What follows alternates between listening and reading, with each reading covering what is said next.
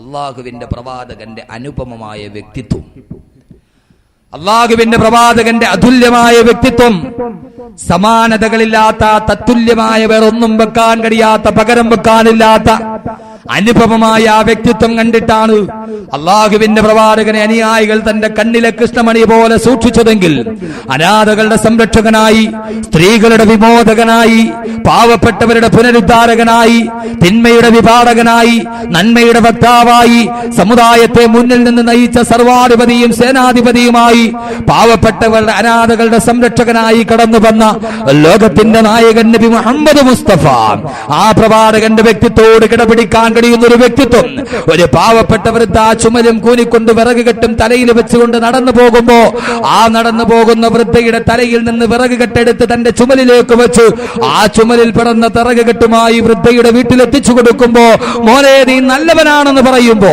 നിന്നോട് എനിക്ക് പറയാൻ ഒരേ ഒരു വസീയത്തേയുള്ളൂ, ഒരു പുതിയ പ്രവാചകൻ മുഹമ്മദ് കടന്നു വന്നിട്ടുണ്ട്, അവന്റെ ചതിയിൽ നീ പെട്ടുപോകരുതേ, നീ നല്ലവനാണ് എന്ന് ആ വൃദ്ധ പറയുമ്പോ, ഉമ്മാ ഞാനാണ് ആ മുഹമ്മദ് എന്ന് ആ പാവപ്പെട്ട വൃദ്ധയുടെ മുമ്പിൽ പറഞ്ഞുപോയ പാവപ്പെട്ടവരുടെ പുനരുദ്ധാരകനായി, അവസരങ്ങൾ അനുഭവിക്കുന്ന സമൂഹത്തിന്റെ അവകാശ സംരക്ഷകനായി കടന്നു വന്ന, പെരുന്നാൾ ദിവസത്തിൽ നമസ്കരിക്കാൻ വേണ്ടി കടന്നു പോകുമ്പോ വൃക്ഷത്തിന്റെ ചുവട്ടിലിരുന്നു കൊണ്ട് പൊട്ടിക്കരയുന്ന യതീമായി പോയൊരു പാവപ്പെട്ട ബാലന് അവന്റെ കണ്ണുനീരുകൾ തന്റെ റിസാലത്തിന്റെ കരങ്ങൾ കൊണ്ട് തുടച്ചു കൊടുത്ത് ബഹുമാനപ്പെട്ട ആയിഷ ബീവി റളിയല്ലാഹു തആല അൻഹയുടെ ചാരത്തേക്ക് കൊണ്ടുപോയിട്ട്, മോനെ ഇനി മുതൽ നീ കരയണ്ട, നിന്റെ മാതാവ് ആയിഷയാണ്, നിന്റെ പിതാവ് ഞാനാണ് എന്ന് പറഞ്ഞ് പാവപ്പെട്ട അനാഥകൾക്ക് മുഴുവനും മനാവ കാഫിലുൽ യതീമി ഫിൽ ജന്നത്തി ഹഖദാ,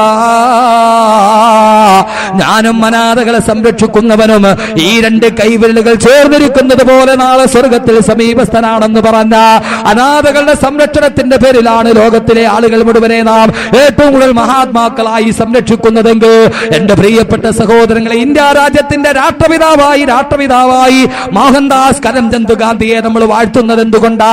അഹിംസയുടെ സിദ്ധാന്തകനായിട്ടാണ് പ്രവാചക. അഹിംസയുടെ സിദ്ധാന്തകനായതുകൊണ്ട് ഹിംസ പാടില്ല, അഹിംസയാണ് നല്ലതെന്ന് പ്രചരിപ്പിച്ചതിന്റെ പേരിലാണ് രാഷ്ട്രപിതാവായി മഹാത്മാഗാന്ധിയെ നാം പാടിപ്പുകഴ്ത്തുന്നതെങ്കിൽ, ഞാനൊന്ന് ചോദിച്ചോട്ടെ, അഹിംസയുടെ ഏറ്റവും വലിയ മഹിതമായ മുദ്രാവാക്യം ലോകത്ത് ആദ്യമായി മുടക്കിയ, തന്റെ മുന്നിലേക്ക് ഒരു വേടച്ചെറുക്കൻ ഒരു പ്രാവിനെ കൊണ്ടുവന്നു കൊടുക്കുമ്പോ, ആ പ്രാവിൻ കുഞ്ഞിനെ പ്രവാചകന് ജന്മദിന സമ്മാനമായി ആ വേടബാലൻ കൊടുക്കുമ്പോ, അങ്ങകലെ പ്രവാചകൻ മാടപ്രാവിനെയും കയ്യിൽ പിടിച്ചുകൊണ്ട് നോക്കുമ്പോ, വൃക്ഷത്തലപ്പിലിരുന്നതാ പ്രാവിൻ കുഞ്ഞിന്റെ ഇണ വിരഹ ദുഃഖത്താൽ കരയുന്നത് കാണുമ്പോ, ഒരു പാവപ്പെട്ട മാൻപേടയുടെ പോലും കണ്ണീര് വീണ ഈ സമ്മാനം എനിക്ക് വേണ്ട എന്ന് പറഞ്ഞ് ആ വേടബാലനോട് ഈ പ്രാവിനെ പറത്തിവിടാൻ ആഹ്വാനം ചെയ്ത അഹിംസയുടെ നായകനെ ഹബീബായ നബി മുഹമ്മദ് മുസ്തഫ, അല്ലാഹുവിന്റെ പ്രവാചകൻ ഹിംസയുടെ വക്താവായി ഡെൻമാർക്കിന്റെ പത്രങ്ങൾ മുഴുവനും അല്ലാഹുവിന്റെ പ്രവാചകന്റെ കാർട്ടൂൺ പ്രസിദ്ധീകരിച്ചാലും, അല്ലാഹുവിന്റെ പ്രവാചകൻ വാളും പിടിച്ചുകൊണ്ട് നിൽക്കുന്ന ഫോട്ടോ പ്രസിദ്ധീകരിച്ച് ഡെൻമാർക്കിന്റെ പത്രങ്ങൾ പ്രവാചകനെ യുദ്ധക്കൊതിയനായി പ്രചരിപ്പിക്കുമ്പോൾ, ഞാനൊന്ന് ചോദിച്ചോട്ടെ, ലോകത്തിലെ ഏറ്റവും വലിയ യുദ്ധക്കൊതിയന്മാരാരാ? അഡോൾഫ് ഹിറ്റ്ലർ കൊന്നൊടുക്കിയത് എത്ര പേരെയാ? ലോകമഹായുദ്ധത്തിലെ ലക്ഷക്കണക്കിന് ആളുകളെയല്ലേ? മുസോളിനി കൊന്നൊടുക്കിയത് എത്രയാ? ലക്ഷക്കണക്കിന് ആളുകളെയല്ലേ? സാക്ഷാൽ ജോർജ് ബുഷ് ഇറാഖിലും അഫ്ഗാനിലും വിയറ്റ്നാമിലും കംബോഡിയയിലും ചെച്ചിനിയയിലും സോമാലിയയിലുമായി എത്രയോ മനുഷ്യരെയാ ജോർജ് ബുഷ് കൊന്നൊടുക്കിയത്. ആ ജോർജ് ബുഷല്ലേ യഥാർത്ഥ യുദ്ധക്കൊതിയനായി മാറേണ്ടത്? ഒരു കാര്യം നിങ്ങൾ അറിയുമോ? അല്ലാഹുവിന്റെ പ്രവാചകനെ യുദ്ധക്കൊതിയനായി ലോകം ചരിത്രം മുഴുവനും പറയുമ്പോഴും ഒരു കാര്യം നിങ്ങൾ ഓർക്കുക, പ്രവാചകൻ 23 വർഷക്കാലം ഈ ലോകത്തെ നയിച്ചതായ ഇസ്ലാമിക ലോകത്തെ 23 വർഷക്കാലം പ്രവാചകൻ പ്രബോധനം നടത്തുമ്പോ ഏതാണ്ട് 28ഓളം യുദ്ധങ്ങളിൽ പ്രവാചകൻ പങ്കെടുത്തിട്ടുണ്ട്. പ്രവാചകൻ 28ഓളം യുദ്ധങ്ങൾ ചെയ്തിട്ടുണ്ട് പ്രത്യേകമായ സാഹചര്യത്തിൽ. പക്ഷേ 28ഓളം പ്രവാചകന്റെ യുദ്ധങ്ങളിൽ ആകെ കൊല്ലപ്പെട്ടവർ എത്രയാണെന്നറിയുമോ? 28 യുദ്ധങ്ങളിൽ വെറും 1038 പേര് മാത്രമാ കൊല ചെയ്യപ്പെട്ടത്. അത് 780-ൽ പരം അവിശ്വാസികളും ബാക്കി മുസ്ലിമീങ്ങളുമാ. 23 വർഷക്കാലം 28ഓളം യുദ്ധങ്ങൾ ചെയ്തിട്ട് വെറും 1000 പേര് മാത്രമാ പ്രവാചകന്റെ കാലഘട്ടത്തിൽ കൊല ചെയ്യപ്പെട്ടതെങ്കിൽ, അള്ളാന്റെ പ്രവാചകനെ യുദ്ധക്കുറ്റവാളിയായി ചിത്രീകരിക്കുന്നത് ഏതും മാനദണ്ഡത്തിന്റെ അടിസ്ഥാനത്തിലാണെന്ന് ചോദിക്കുമ്പോ വേണ്ട, നമ്മുടെ കേരള രാഷ്ട്രീയത്തിന്റെ രാഷ്ട്രീയ പാർട്ടികൾ പോലും എത്രയോ കൊലപാതകങ്ങൾ നടത്തിയിട്ടുണ്ട്.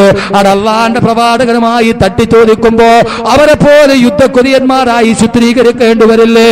23 വർഷക്കാലം കൊണ്ട് പ്രവിശാലമായ അറേബ്യൻ സാമ്രാജ്യം വിപുലീകൃതമാകുമ്പോ വെറും 1000-ൽ ചില്ലവാനം പേര് മാത്രമാണ് പ്രവാചകന്റെ കാലഘട്ടത്തിൽ കൊല ചെയ്യപ്പെട്ടത്. ആർക്കറിയാമിത്? 23 വർഷക്കാലം പ്രവാചകൻ ഇത്രയും യുദ്ധം ചെയ്തു, വെറും 1038 പേർ മാത്രം കൊല്ലപ്പെട്ടു. 780-ൽ പരം അവിശ്വാസികളും ബാക്കി മുസ്ലിമീങ്ങളും. എന്നിട്ട് അല്ലാഹുവിന്റെ പ്രവാചകൻ യുദ്ധം ചെയ്തത് എങ്ങനെയാ യുദ്ധം ചെയ്തത്? പ്രവാചകന്റെ വ്യക്തിത്വമാണ് ഞാൻ പരിചയപ്പെടുത്തുക. ഒരു വ്യക്തിയുടെ വ്യക്തിത്വത്തിന്റെ പേഴ്സണാലിറ്റിയുടെ പേരിലാണ് നാം അദ്ദേഹത്തെ ആരാധിക്കുന്നതെങ്കിൽ, അദ്ദേഹത്തോട് നമുക്ക് സ്നേഹം തോന്നുന്നതെങ്കിൽ തോന്നേണ്ടത് ആരോടാ? എന്റെ പ്രിയപ്പെട്ട സഹോദരങ്ങളെ, മേനകാ ഗാന്ധിയെ ലോകത്തിലെ ഏറ്റവും വലിയ വന്യജീവികളുടെ തോടനായി പറയുമ്പോ ഒരു പാവപ്പെട്ട കഴുതയെങ്ങാനും ഒരു സ്ഥലത്ത് കിടന്ന് പട്ടിണി കിടന്ന് മരിച്ചാല് മേനകാ ഗാന്ധി എന്ന് രാത്രി കിടന്നുറങ്ങൂല്ലെന്നാ. പക്ഷേ ഞാനൊന്ന് ചോദിച്ചോട്ടെ, മേനകാ ഗാന്ധിയെക്കാളേറെ മൃഗങ്ങളോട് പോലും കരുണ ചെയ്തതാരാ? തന്റെ മുന്നിലൂടെ വിശന്നുട്ടിയ വയറുമായിട്ടൊരു ഒട്ടകം കടന്നു പോകുമ്പോ ആ ഒട്ടകത്തിന്റെ ഉടമസ്ഥനെ വിളിച്ചിട്ട് ഈ ഒട്ടകത്തിന്റെ വയറ് നിറപ്പിക്കാത്തതിന്റെ പേരില് നാളെ റഹ്മാനായ റബ്ബിന്റെ മുന്നിൽ നീ കോടതിയിൽ ബോധിപ്പിക്കേണ്ടി വരുമെന്ന് പറഞ്ഞ ആദരവായ നബി മുഹമ്മദ് മുസ്തഫ നബിയോ മേ റഹ്മത്ത് ലകപ്പാനെ വാലാ മുറാദേ ഗരീബോംഗി ബൽഗാനെ വാലാ ഖതാകാർ से डर गुजर करने वाला वो अपने बरायों में बलगाने वाला खताकार से डर അല്ലാഹുവിന്റെ പ്രവാചകൻ വോ നബിയോ മേ റഹ്മത്തിലേക്ക് പാനെ വാല. ആ പ്രവാചകന്റെ കാരുണ്യം ആർക്കൊക്കെയാ കിട്ടിപ്പോയത്? സ്വന്തം അനുയായികളെക്കാളേറെ മേനകാ ഗാന്ധി പാവപ്പെട്ട ജീവികൾക്ക് വേണ്ടി ശ്രദ്ധിച്ചവരാണെങ്കിൽ നിങ്ങൾക്കറിയുമോ ഈ വ്യക്തിത്വം ഏറ്റവും കൂടുതലുള്ളതാർക്കാ? അല്ലാഹുവിന്റെ പ്രവാചകൻ ഫർദ് നമസ്കരിക്കാൻ വേണ്ടി പോവുകയാണ്. പ്രവാചകൻ തന്റെ കമീസ് കുപ്പായം എടുക്കാൻ നോക്കുമ്പോ ആ കുപ്പായത്തിൽ കിടന്നിട്ടൊരു പൂച്ചക്കുട്ടി സുന്ദരമായിട്ട് സുഖസുപ്ഷിതയിൽ ഉറങ്ങിക്കിടക്കുകയാ. അല്ലാഹുവിന്റെ പ്രവാചകൻ കാത്തു നിന്നു. നമസ്കാരത്തിന് സമയമായി. കുപ്പായം എടുത്താൽ പൂച്ചക്കുട്ടി ഉറക്കമുണരും. കാരുണ്യത്തിന്റെ തിരുദൂതർ, കാരുണ്യത്തിന്റെ പ്രവാചകൻ കാത്തു നിന്നു ആ പൂച്ചക്കുട്ടി ഉറക്കമുണരാൻ. പക്ഷേ പൂച്ചക്കുട്ടി ഉണരുന്നില്ല, അത് നല്ല ഉറക്കത്തിലാണ്. അല്ലാഹുവിന്റെ പ്രവാചകൻ കാത്തു നിന്നു. അനുയായികൾ ചോദിച്ചു, നബിയേ അതൊരു ജീവിയല്ല നബിയേ, അത് കമീസ് എടുത്താൽ എഴുന്നേറ്റ് പോയിക്കൊള്ളും യാ റസൂലല്ലാഹ്. അല്ലാഹുവിന്റെ പ്രവാചകൻ പറഞ്ഞു, പൂച്ചക്കുട്ടിയുടെ ഉറക്കം പോലും കെടുത്തിക്കൂടാ. അള്ളാന്റെ പ്രവാചകൻ കാത്തു നിന്നു. അവസാനം നമസ്കാരത്തിന്റെ സമയം തീരാറായി. ജമാഅത്ത് നമസ്കാരം തീരാറായി, അതിന്റെ സമയമായി കഴിയുന്നു. അല്ലാഹുവിന്റെ പ്രവാചകൻ പറയുന്നു, പൂച്ചക്കുട്ടി ഉറക്കമുണരുന്നില്ല. അള്ളാന്റെ പ്രവാചകൻ അനുയായികളോട് പറയുന്നു, ഒരു കത്രിക കൊണ്ടുവാ. ഒരു കത്രിക കൊണ്ടുവരപ്പെട്ടു. അള്ളാന്റെ പ്രവാചകന്റെ കുപ്പായത്തിന്റെ കയ്യിലാണ് പൂച്ചക്കുട്ടി ഉറങ്ങുക. പ്രവാചകൻ ആ കൈയുടെ ഭാഗം മെല്ലെ തന്റെ കയ്യിലിരിക്കുന്ന കത്രിക കൊണ്ട് മുറിക്കുന്നു. മുറിക്കുന്ന സമയത്ത് പോലും ആ കുപ്പായത്തിന്റെ കൈയൊന്നനങ്ങിയിട്ട് പൂച്ചക്കുട്ടിയുടെ ഉറക്കത്തിന് ഭംഗം വരാതിരിക്കാൻ പ്രത്യേകം ശ്രദ്ധിച്ച് സാവധാനത്തിൽ ആ കുപ്പായത്തിന്റെ കൈ മുറിച്ചിട്ട് മുറിക്കപ്പെട്ട കൈയുള്ള കുപ്പായം ഇട്ടുകൊണ്ട് നമസ്കാരത്തിന് പോയ ലോകത്തിന്റെ കാരുണ്യത്തിന്റെ തിരുദൂതരേ, ഹബീബായ നബി മുഹമ്മദ് മുസ്തഫ, ഒരു പൂച്ചക്കുട്ടിയുടെ ഉറക്കം പോലും നഷ്ടപ്പെടുത്തരുതെന്ന് ആഹ്വാനം ചെയ്ത ആദരവായ നബി മുഹമ്മദ് മുസ്തഫ. ആ പ്രവാചകന്റെ കാരുണ്യം ഈ ലോകത്ത് ആ നാൽക്കാലികൾക്ക് പോലും അത് വ്യാപകമായി കിട്ടി. ഖതാകാർ സേ ഡർ ഗുസർ കർനെ വാലാ വോ അപ്നെ ബറായോ മേ ബൽഗാനെ വാലാ. ഏഴ് മനുഷ്യൻ വിഷമത അനുഭവിച്ചാലും ആ വിഷമതയ്ക്കൊരു പര്യായം കാണുന്ന, പരിഹാരം കാണുന്ന ആദരവായ നബി മുഹമ്മദ് മുസ്തഫ പ്രവാചകന്റെ അടുക്കലേക്ക് ഒരു കാട്ടറബി കടന്നു വരുന്നു. അല്ലാഹുവിന്റെ നബിയെ, തിരുദൂതരെ, എനിക്ക് എന്തെങ്കിലും തരുമോ? പ്രവാചകന്റെ കഴുത്തിൽ ഒരു ഷാള് മാത്രം. പ്രവാചകൻ പോക്കറ്റിൽ നോക്കി, ഒന്നുമില്ല. ഒരു പാവപ്പെട്ടവൻ തന്നോട് യാചിക്കുകയാണ്. അല്ലാഹുവിന്റെ പ്രവാചകൻ കഴുത്തിൽ കിടന്ന ഷാളെടുത്ത് കയ്യിലോട്ട് കൊടുത്തു, കൊണ്ടുപോയി കൊള്ളുക, നീ ഇത് വിറ്റിട്ട് നിന്റെ ജീവിതം കടിച്ചു കൊള്ളുക. പാവപ്പെട്ടവന്റെ വിഷമത കേൾക്കുമ്പോ കരളലിഞ്ഞു പോകുന്ന കാരുണ്യത്തിന്റെ ഉടമയെ നബി മുഹമ്മദ് മുസ്തഫ. കവി പറയുകയാണ് അല്ലാഹുവിന്റെ പ്രവാചകന്റെ കാരുണ്യം. ഫക്കീറോങ്കി മൽജാ ലരീഫോങ്കി മഅവാ യതീമോങ്കി വാലി ഗുലാമോങ്കി മൗലാ ഫക്കീറോങ്കി മൽജാ ലരീഫോങ്കി മഅവാ യതീമോങ്കി വാലി ഗുലാമോങ്കി മൗലാ. പാവപ്പെട്ടവന്റെ സംരക്ഷകനായി, പാവപ്പെട്ട സ്ത്രീകളുടെ അടിച്ചമർത്തപ്പെട്ട സ്ത്രീത്വത്തിന്റെ പുനരുദ്ധാരകനായി ലോകത്തേക്ക് കടന്നു വന്ന റൂഹി ഫിദാ നബി മുഹമ്മദ് മുസ്തഫ സല്ലല്ലാഹു അലൈഹി വസല്ലം. ആ പ്രവാചകന്റെ വ്യക്തിത്വം ജീവിതത്തിന്റെ സമസ്ത മേഖലകളിലും ലോകത്തിലെ ഏറ്റവും വലിയ അനുപമമായ വ്യക്തിത്വത്തിന്റെ ഉടമയായി വന്ന കാരുണ്യത്തിന്റെ തിരുദൂതർ നബി മുഹമ്മദ് മുസ്തഫ. വ്യക്തിത്വത്തിന്റെ പേരിലാ നാം ഒരാളെ സ്നേഹിക്കുന്നുണ്ടെങ്കിൽ നാം സ്നേഹിക്കേണ്ടത് ആരെയാ സ്നേഹിക്കേണ്ടത്? ഇതിനേക്കാൾ വലിയ അനുപമമായ വ്യക്തിത്വം ലോകത്ത് ആർക്കെങ്കിലും ചൂണ്ടിക്കാണിക്കാൻ കഴിയൂ?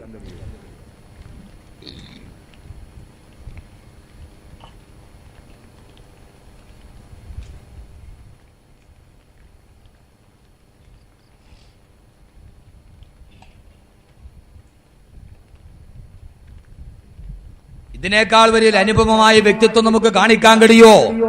സെയ്ദ് ബിൻ ഹാരിസ് റളിയല്ലാഹു തആല അൻഹു അല്ലാഹുവിന്റെ പ്രവാചകന്റെ വളർത്തുമകനാ.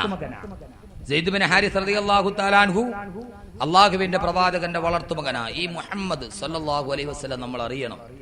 ഈ മുഹമ്മദിനെ കുറിച്ച് നമുക്കറിയണം. നമുക്ക് ഈ പ്രവാചകനെ അറിയുന്ന എപ്പോഴാണെന്നറിയോ? ആകെ റബീഉൽ അവ്വൽ 12-ന്. അല്ലാഹുവിന്റെ പ്രവാചകനെ കുറിച്ച് നമ്മൾ ചിന്തിക്കണം എപ്പോഴാ? റബീഉൽ അവ്വൽ 12-ന് നബിദിനത്തിന്റെ അന്ന്. അല്ലാതെ നമ്മൾ ചിന്തിക്കുന്ന പ്രശ്നമില്ല. നബിദിനത്തിന്റെ അന്ന് മുസ്ലിമീങ്ങൾക്ക് നബിയോടുള്ള സ്നേഹം കണ്ട ഈ ഉമ്മത്ത് എന്നേ സ്വർഗത്തിൽ പോകേണ്ടതാ. അന്ന് സംവരണാടിസ്ഥാനത്തിൽ കിട്ടിയ പച്ചക്കളറിന്റെ കുറെ കൊടിയൊക്കെ കയ്യിൽ പിടിച്ച് MC റോഡ് ബ്ലോക്ക് ആക്കിയിട്ട് അങ്ങോട്ട് മുദ്രാവാക്യം വിളിക്കണ കേട്ട പാവനമാണ് ശരീഅത്ത്. വയറ്റിൽ കിടക്കുന്ന അന്തിക്കള്ളു, വയറ്റിൽ നിറച്ച് അന്തിക്കള്ള. എന്നിട്ടൊരു മുദ്രാവാക്യം വിളി, പാവനമാണ് ശരീഅത്ത്, കെടാതെ ഞങ്ങൾ സൂക്ഷിക്കും. അങ്ങോട്ട് വിളിക്കുകയാണ് AP മുഹമ്മദ് സിന്ദാബാദ് എന്ന്. നബിദിനത്തിന് മുദ്രാവാക്യം വിളിക്കുക, ഒരാൾ വിളിച്ചു കൊടുക്കുക AP മുഹമ്മദ് സിന്ദാബാദ്. കാരണം അന്ത്യപ്രവാചകൻ മുഹമ്മദ് എന്ന് പറഞ്ഞാൽ ഫുള്ള് വിളിക്കാൻ പറ്റില്ലാണ്, ഷോർട്ട് ഫോമിൽ. എന്തോ ഒരു നമ്മൾ മുസ്ലിം ആകണ ദിവസമാണ് റബീഉൽ അവ്വൽ 12 അല്ലേ? ഇപ്പൊ സീസണായി മുസ്ലിം ആകണം ഇല്ലേ? റമദാനായി. വർഷത്തിൽ 3 സീസണാ. റമദാൻ 1-ന് നമ്മൾ മുസ്ലിം ആവും. സീസണായി ഇപ്പൊ അല്ലെ? റമദാൻ 1-ന് ഷഅബാൻ 29 നമ്മൾ വൈകുന്നേരം 7 മണിക്ക് കൈരളി TV-യിൽ വാർത്ത വരും, നാളെ റമദാനാണെന്ന് കോഴിക്കോട് വലിയ കാളി പ്രസ്താവിച്ചു. പെണ്ണുങ്ങൾ മുഴുവൻ ചാടി എഴുന്നേക്കും, വീട്ടിൽ കിടക്കുന്ന ഡെസ്കും ബെഞ്ചും എല്ലാം എടുത്ത് വെളിയിലിട്ട് തേച്ച് കഴുകി വൃത്തിയാക്കി കൊണ്ടുപോയി TV കൊണ്ടുപോയി അതിന്റെ കഫൻ തുണി പൊതിഞ്ഞ് അവിടെ ഇട്ടേക്കും. പിന്നെ പെരുന്നാളെ തുറക്കും. അങ്ങനെ ഒരു ഈമാനുണ്ട്. റമദാൻ 1-ന് കഫൻ തുണി പൊതിഞ്ഞ് TV ഒരു മൂലയിൽ വെക്കും. ആണുങ്ങളാണേലോ സംവരണാടിസ്ഥാനത്തിൽ കിട്ടിയ നല്ല പച്ച തൊപ്പിയൊക്കെ തലയിൽ വെച്ച് തസ്ബീഹ് മാലയൊക്കെ കയ്യിൽ പിടിച്ച് നേരെ വേളാവൂർ പള്ളിയുടെ മിഹ്റാബിന്റെ കീഴെ എന്നിട്ട് അങ്ങോട്ട് സുബ്ഹാനല്ലാഹ് തലയാട്ടി അങ്ങോട്ട് ചൊല്ലണ കണ്ട എല്ലാരെയും തോളിലാണ് 2 മലക്ക്, ഇവന്റെ തലയിലും കൂടെ 4 മലക്ക് ഇരിപ്പുണ്ടെന്ന്. അത്രയ്ക്ക് തക്കുവയാ റമദാൻ 1-ന്റെ അന്ന്. അന്ന് ഉസ്താദിന്റെ വഅദ് കേൾക്കാൻ ഫ്രണ്ടിലുണ്ടാവും, നിസ്കാരത്തിന് ഫ്രണ്ടിലുണ്ടാവും, എല്ലാത്തിനും വന്ന് റമദാനിൽ ആദ്യത്തിൽ റഹ്മത്തിന്റെ 10, രണ്ടാമത്തെ മഗ്ഫിറത്തിന്റെ 10, മൂന്നാമത്തെ ഒടുക്കത്തെ 10. അതെന്ത് 10? നരകത്ത് മോചനത്തിൽ നിന്നുള്ള 10. പിന്നെ 27-ാം രാവിലെ ലൈലത്തുൽ ഖദ്റും. 1000 മാസങ്ങളുടെ പുണ്യം കിട്ടുന്ന രാത്രി ലൈലത്തുൽ ഖദ്ർ. അന്നങ്ങടെ രാത്രി മുഴുവൻ ഇരുന്ന് കരഞ്ഞ് വിളിച്ച് ദുആയൊക്കെ ചെയ്ത് കൊള്ളാം, നല്ല പരിപാടി, അള്ളാഹു സ്വീകരിക്കും. പക്ഷെ അത് അന്ന് മാത്രം ചെയ്തിട്ട് കാര്യമില്ല. കണ്ടോ ഉസ്താദെ? റമദാൻ 12 റമദാനിൽ മാത്രം മുസ്ലിം ആകല, അത് പാടില്ല. ലൈലത്തുൽ ഖദ്ർ. ലൈലത്തുൽ ഖദ്ർ എന്ന് പറഞ്ഞാൽ എന്തുവാ? പണ്ടൊരാൾ 27-ാം രാവിലെ ഒന്ന് പള്ളിയിൽ പോയി. 27-ാം രാവിലെ ഒന്ന് ലൈലത്തുൽ ഖദ്റിന്റെ 1000 മാസത്തിന്റെ പ്രതിഫലം കിട്ടുന്ന രാത്രിയല്ലേ? പണ്ടത്തെ പോലെ ഇന്നത്തെ പോലെയല്ല. പണ്ടത്തെ പള്ളി ട്യൂബ് ലൈറ്റും വെളിച്ചൊന്നുമില്ല, മറ്റേ പെട്രോമാക്സ് അറിഞ്ഞൂടെ? എന്ന് മറ്റേ മണ്ണെണ്ണ ഒഴിച്ച് കത്തിക്കുന്ന ലൈറ്റ്, തൂക്ക് വിളക്ക്. കറണ്ടൊന്നും വന്നിട്ടില്ല. കറണ്ടൊക്കെ കിട്ടുന്നതിന് മുമ്പുള്ള കാലം. ഇവൻ ജീവിതത്തിൽ ഇന്നേ വരെ പള്ളിയിൽ പോയില്ല. പിന്നെ 27-ാം രാവിലെ ഉസ്താദിന്റെ പ്രസംഗമൊക്കെ കേട്ടപ്പോൾ ഭാര്യ പറഞ്ഞു, നിന്നെ ഇട്ടുകൂടാ ഇന്നെങ്കിലും പള്ളിയിൽ പോവാൻ. അങ്ങനെ ഭാര്യ കടത്തി ഇറക്കാത്തോണ്ട് ഇയാൾ നേരെ പള്ളിയിൽ പോയി. നേരെ പോയപ്പോൾ പെട്രോമാക്സ് ആണ്, മണ്ണെണ്ണ ഒഴിച്ച് കത്തിക്കുന്ന പെട്രോമാക്സ്. ഇതിന്റെ കീഴിലാ പോയി ഇരുന്നത്. ഈ പെട്രോമാക്സിനാണെങ്കിൽ എന്തുകൊണ്ടല്ലോ ഒരു ചെറിയ ഊട്ടുണ്ട്, ചെറിയൊരു സുഷിരം. അതിലൂടെ മണ്ണെണ്ണ തുള്ളി തുള്ളിയായിട്ട് താഴോട്ട് വീഴും. അത് വീഴുന്ന ഇവന്റെ നെറുകം തലയില. ഉസ്താദാണെങ്കിലോ സഫറല്ലാഹു അലൈഹി പ്രസംഗിച്ചുകൊണ്ടിരിക്കുകയാണ്, തനസ്സുലുൽ മലായികത്തു വറൂഹു ഫീഹാ ബിദിർ റബ്ബിഹിം മിൻ കുല്ലി അംരിൻ സലാം. ഇതാ 27-ാം രാവിലെ ലൈലത്തുൽ ഖദ്ർ ഇറങ്ങാൻ പോകുന്നു. സഫറല്ലാഹു അലൈഹി പ്രസംഗിക്കുന്നു. മണ്ണെണ്ണ തുള്ളി ഇവന്റെ തലയിൽ ഇട്ട് വീണുകൊണ്ടിരിക്കുന്നു. അവസാനം എല്ലാം കഴിഞ്ഞ് രാവിലെ വീട്ടിൽ പോയി. ഭാര്യ ചോദിച്ചു, ലൈലത്തുൽ ഖദ്റൊക്കെ എങ്ങനെയുണ്ടായിരുന്നു? പിന്നെ കൊള്ളാം, അടിപൊളിയല്ലേ ലൈലത്തുൽ ഖദ്ർ. ഭാര്യ വെച്ച് ലൈലത്തുൽ ഖദർ ഇറങ്ങിയോ? പിന്നെ ലൈലത്തുൽ ഖദർ ഇറങ്ങിയോന്നാ, എന്റെ ഉച്ചനിലയിലല്ലയോ ലൈലത്തുൽ ഖദർ ഇറങ്ങിയത്. ഭാര്യ വെച്ച് നിങ്ങളുടെ ഉച്ചനില ലൈലത്തുൽ ഖദർ ഇറങ്ങി, എന്നിട്ട് എങ്ങനെ ഉണ്ടായിരുന്നു? അപ്പൊ അയാൾ പറഞ്ഞു കൊള്ളാൻ കുഴപ്പമൊന്നുമില്ല, പക്ഷെ എന്താണെന്നറിയാൻ പോലെ ലൈലത്തുൽ ഖദറിന് ഒരു മണ്ണെണ്ണയുടെ നാറ്റമൊന്നും എന്ന് പറഞ്ഞമായി 27-ാം രാവിന്റെ അന്ന് ലൈലത്തുൽ ഖദറും കൂടി. പെരുന്നാളിന്റെ അന്ന് രാവിലെ തേച്ച് മടക്കി വെച്ച നല്ല സുന്ദരം വെള്ള മുണ്ടും വെള്ള ഷർട്ടും ഒക്കെ ഇട്ട് ഇച്ചിരി അത്രയ്ക്ക് അങ്ങോട്ട് പൂശി രാവിലെ പള്ളിയുടെ അവിടെ ഒന്ന് ഒതുവെടുത്ത് ഈ നടുവിൽ സ്പ്രിങ് വെച്ച മാതിരി ഈ കൊക്ക് കുളത്തിന്റെ കരയിലിരുന്നിട്ട് മീൻ പിടിക്കണമാതിരി സ്പ്രിങ് വെച്ചൊരു സുജൂദിന് 2 റുക്കുവൊക്കെ ചെയ്ത് അസ്സലാമു അലൈക്കും വറഹ്മത്തുള്ളാഹി വലൈക്കും അസ്സലാം വറഹ്മത്തുള്ളാഹി 2 സലാമും വീട്ടി 2 പേര് ദുആയും ഒക്കെ കഴിഞ്ഞ് ചാടി എഴുന്നേറ്റ് ഒരു 100 രൂപ എടുത്ത് കയ്യിൽ വെക്കും. അത് മടക്കി പിടിച്ചോണ്ട് പോയി ഉസ്താദിന്റെ കയ്യിൽ കൊണ്ട് സഫറുല്ലാഹുവിന്റെ കയ്യിൽ കൊടുക്കും. ഉസ്താദെ ഇൻഷാല്ലാ ഇത് വെച്ചോളീൻ, അസ്സലാമു അലൈക്കും വറഹ്മത്തുള്ളാഹി ബൈ ബൈ ഇൻഷാല്ലാ ഇനി അടുത്ത റമളാനിൽ കാണാം. ഒരൊറ്റ പോക്ക ഇലാ ഹളറത്ത് വീഗാലാൻഡ് തീർന്നു. ആ ഒരു വർഷത്തെ മുസ്ലിം ആകല് തീർന്നു. ഒരു 100 രൂപ കൈമടക്ക് ഉസ്താദിന്റെ കൊടുക്കും. പണ്ടൊക്കെ ഇപ്പൊ കിട്ടുമെന്തോ. എങ്ങനെയുണ്ട് ഉസ്താദെ? കുഴപ്പമില്ല. ഇവരെ വിശ്വസിക്കാൻ പറ്റത്തില്ല. നമ്മുടെ നാട്ടിൽ ഒരിടത്ത് ഉസ്താദിന് കൈമടക്ക് കൊടുത്തു, 100 രൂപ എടുത്തിട്ട് ഫോട്ടോസ്റ്റാറ്റ് എടുത്ത് കൊടുത്തു. ഒറിജിനൽ അവന്റെ കയ്യിലും ഫോട്ടോസ്റ്റാറ്റ് ഉസ്താദിലും. കൈമടക്ക് കൊടുത്താ 100 രൂപയുടെ ഫോട്ടോസ്റ്റാറ്റ്. ചില നാട്ടിലൊക്കെ കൈമടക്ക് കൊടുക്കുമ്പോൾ ഈ കടലാസി പൊതിഞ്ഞു കൊടുക്കും. ഞാൻ എന്റെ മഹിലിൽ പറഞ്ഞു ഇനി എനിക്ക് അങ്ങനെ തരണ്ടാവും. കടലാസി പൊതിഞ്ഞു കൊടുക്കില്ലെന്നറിയാം. കാരണം ഒരു ഉസ്താദിന് കൈമടക്ക് കൊടുത്തു, നോക്കിയപ്പോൾ കടലാസിൽ പൊതിഞ്ഞ കൊടുത്താൽ നല്ല കട്ടിയുണ്ട്. ഉസ്താദ് പയ്യെ തടകി നോക്കിയപ്പോൾ ഒരു 10 നോട്ടെങ്കിലും കാണും, 10, 100, 1000. വലിയ ആഗ്രഹത്തോടെ മൂപ്പിലാൻ പോയി റൂമിൽ പോയി തുറന്നു നോക്കിയപ്പോൾ പഴയ ലോട്ടറിയുടെ ടിക്കറ്റ്.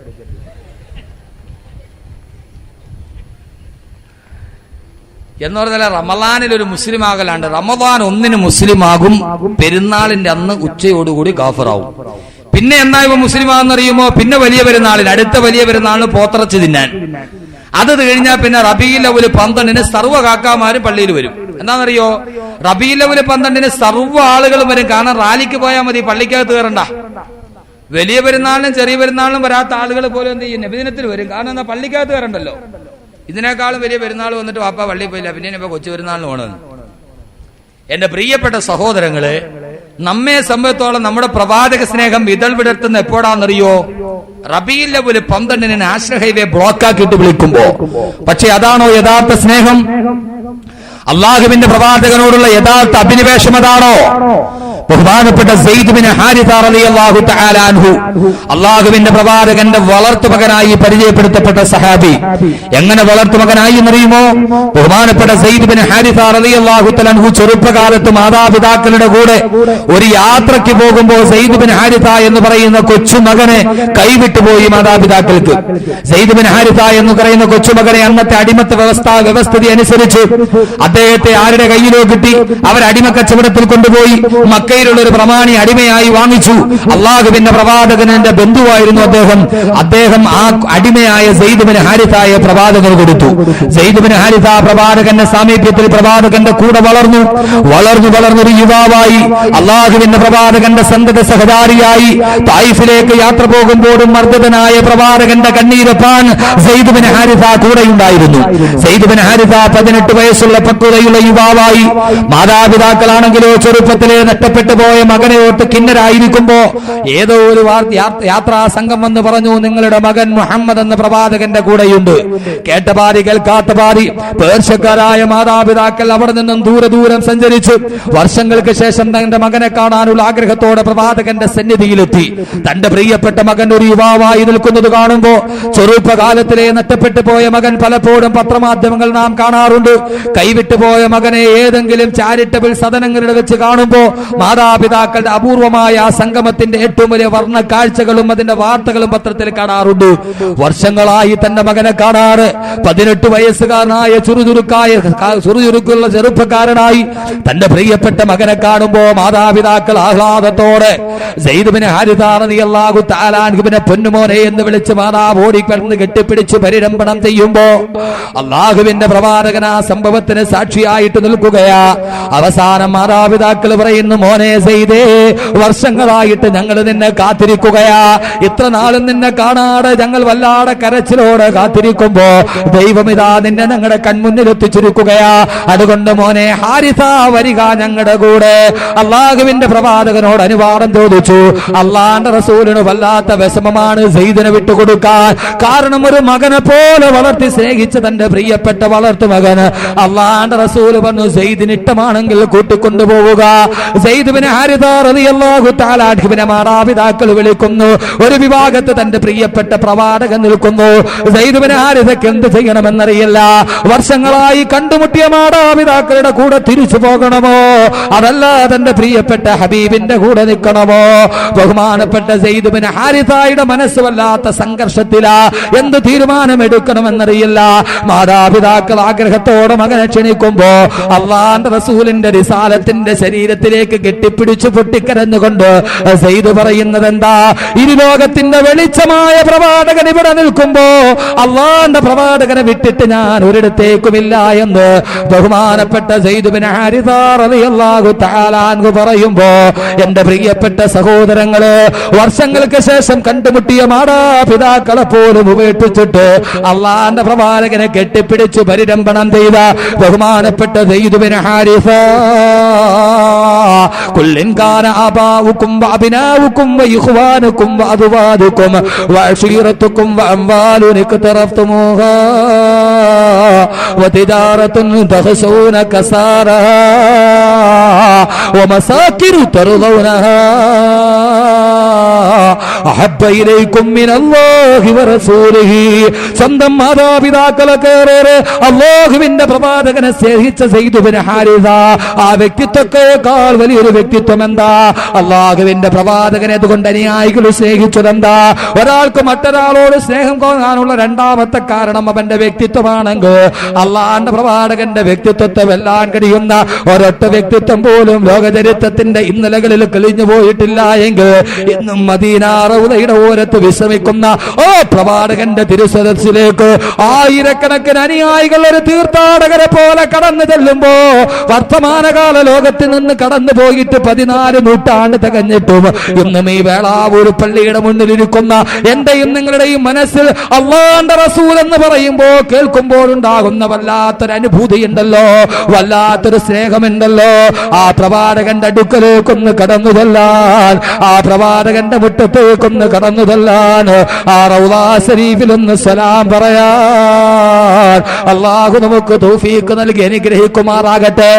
ആരെപ്പോലെ മലയാളത്തിന്റെ വീരപുത്രൻ വെളിയങ്കോട് ഉമർ ഖാദിയെ പോലെ മലയാളത്തിന്റെ വീരചരിത്ര നായകർ അല്ലാഹുവിന്റെ റസൂലിന്റെ റൗളാ ശരീഫിന്റെ മുന്നിലെത്തിയിട്ട് യാ അക്റമൽ ഖുറമാനാബികും ഉമറുൽ ഫഖീർ മുർതദി ബിജനാബികും യർജുൽ തആലൽ ബുകാഇ ബിബാബികും വദമ്മു മിൻ ഐനൈഹി സാല സജീമാ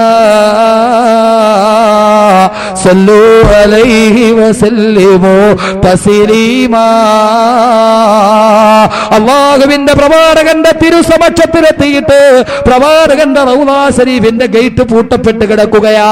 അകത്തേക്ക് കിടക്കാനുള്ള അനുവാദമില്ല. പാറാവുകാര് തടഞ്ഞു കഴിയുമ്പോ അള്ളാന്റെ പ്രവാചകന്റെ റൗളാ ശരീഫ് സിയാറത്ത് ചെയ്യാനുള്ള ആഗ്രഹത്തോടെ ആ കവാടത്തിന്റെ മുന്നത്തിൽ നിന്നിട്ട് ബഹുമാനപ്പെട്ട ഉമർ ഖാദി വിളിച്ചു പറയുകയാ, കണ്ണിലൂടെ കണ്ണുനീര് തടന്തല്ലേ ആത്തൊടുകയാ. യാ അക്റമൽ ഖുറമാനാബികും ഉമറുൽ ഫഖീർ മുർതദി ബിജനാബികും യർദുൽ തആലൽ ബുകാഇ ബിബാബികും വദമ്മു മിൻ ഐനൈഹി സാല സജീമാ സല്ലു അലൈഹി വസല്ലിമു തസ്ലീമാ. അല്ലാഹുവിന്റെ നബിയെ, പാവപ്പെട്ട ഉമർ ഖാദി അങ്ങയുടെ സമക്ഷത്തിലെത്തിയിരിക്കുന്ന നബിയെ, എന്താണെന്നറിയുമോ? പാപങ്ങൾ കൊണ്ട് പങ്കിലമായ എന്റെ ശരീരവുമായി അങ്ങയുടെ മുന്നിൽ ഞാൻ എത്തിയിട്ട് അങ്ങയുടെ സിയാറത്തിന് വേണ്ടി കാത്തു നിൽക്കുന്നു നബിയേ. സഹോദരങ്ങളെ, റൗളാ ശരീഫിന്റെ ഓരത്ത് ചെന്ന് കണ്ണുനീരുകൾ സാക്ഷി നിർത്തി, അശ്രുബിന്ദുക്കൾ സാക്ഷി നിർത്തി. മരണത്തിന് ശേഷം 14 നൂറ്റാണ്ട് കഴിഞ്ഞിട്ടും അനുയായികളുടെ മനസ്സിൽ ഒരു മായാത്ത വിഗ്രഹം പോലെ, ഒരു കനക വിഗ്രഹം പോലെ പ്രതിഷ്ഠിക്കപ്പെട്ട ഏറ്റവും വലിയ വ്യക്തിത്വത്തിന്റെ ഉടമേ നബി മുഹമ്മദ് മുസ്തഫ.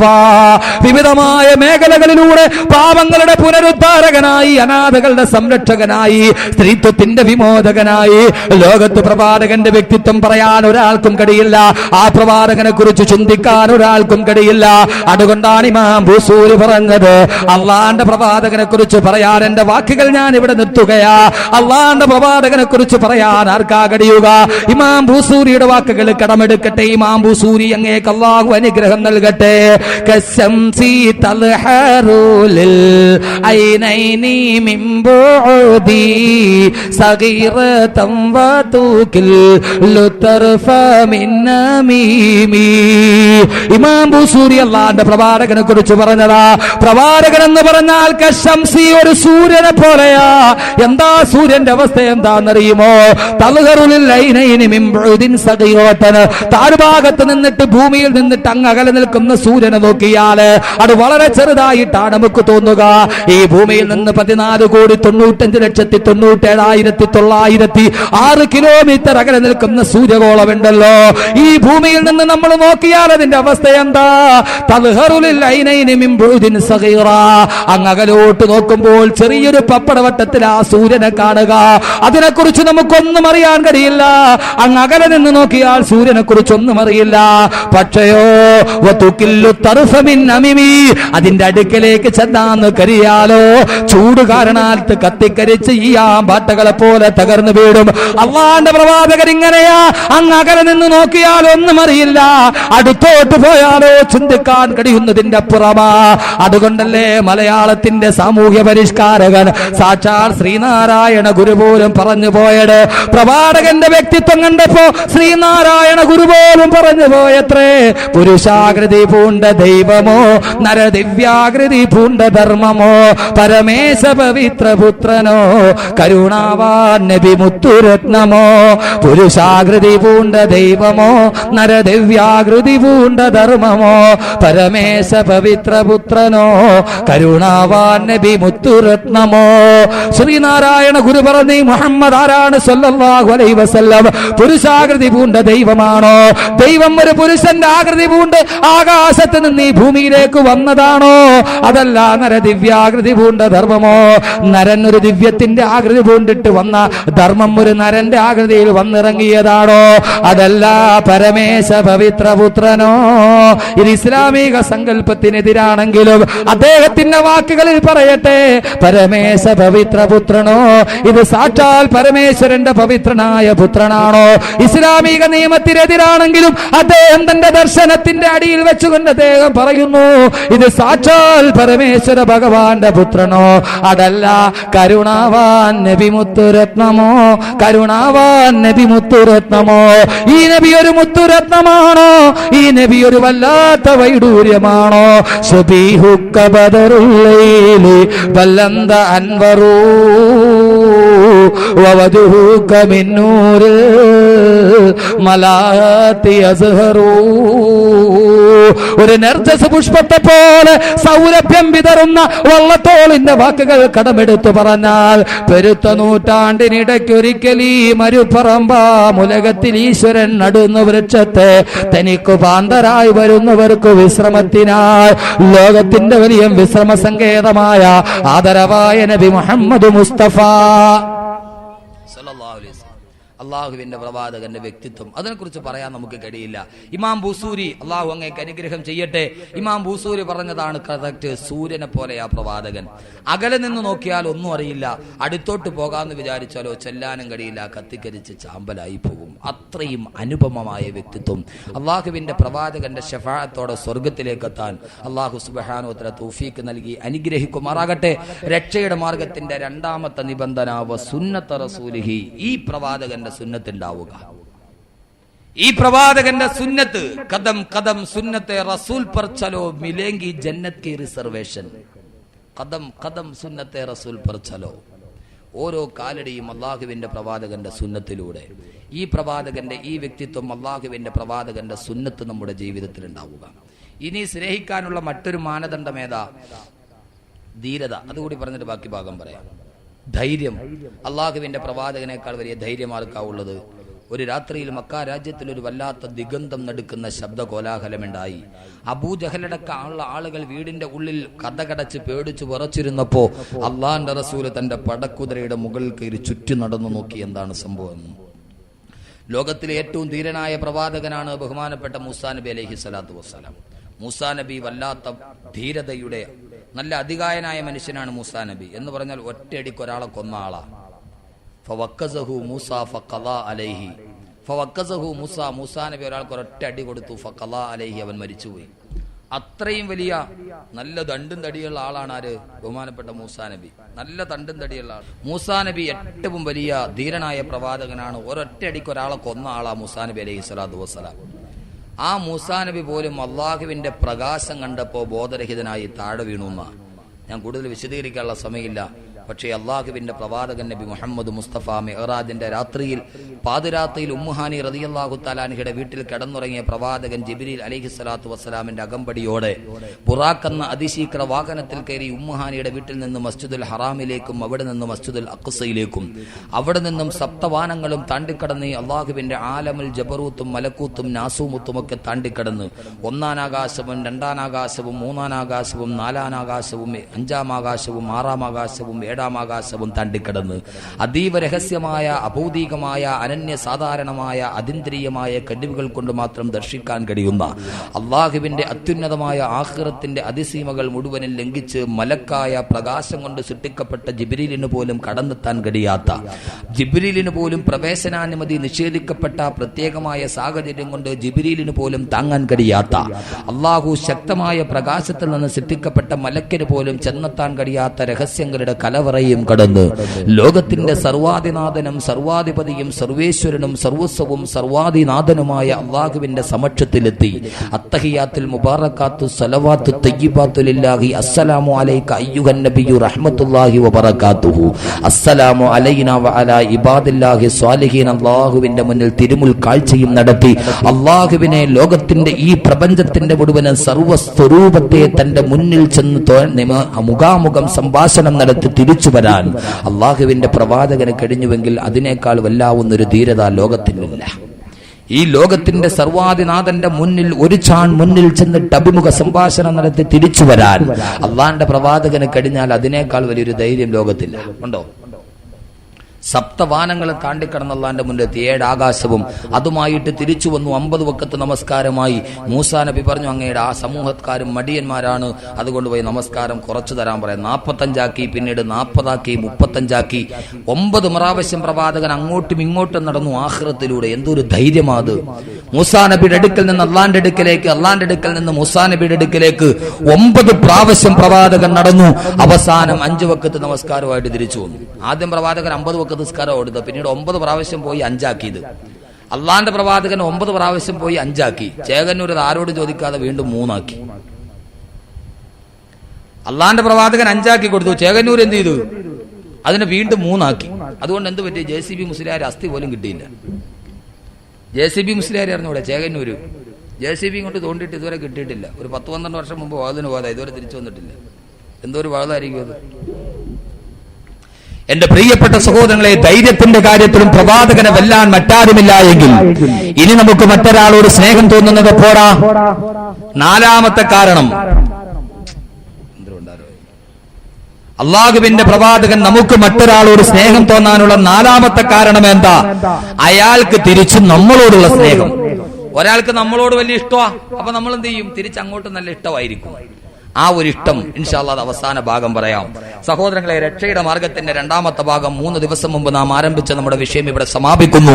അള്ളാഹുവിന്റെ വിശുദ്ധനായ പ്രവാചകൻ വന്നു രക്ഷയുടെ കവാടമായി ജീർണതകൾക്കെതിരെ ജിഹാദ് നടത്താനും ജീർണകളിൽ നിന്ന് രക്ഷപ്പെടാനും അള്ളാഹുവിന്റെ പ്രവാചകൻ പറഞ്ഞ 2ാമത്തെ മാർഗം വസുന്നത റസൂലിഹി അള്ളാഹുവിന്റെ പ്രവാചകന്റെ ജീവിതക്രമം ഏതാണോ, അള്ളാഹുവിന്റെ പ്രവാചകന്റെ ജീവിതചര്യ ഏതാണോ, അത് എന്റെയും നിങ്ങളുടെയും ജീവിതത്തിൽ ഉണ്ടാവുക.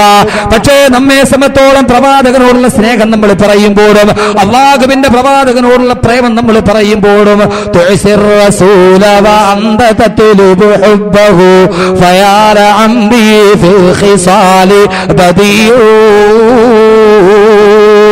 لو كان حبك صادقا لا تعته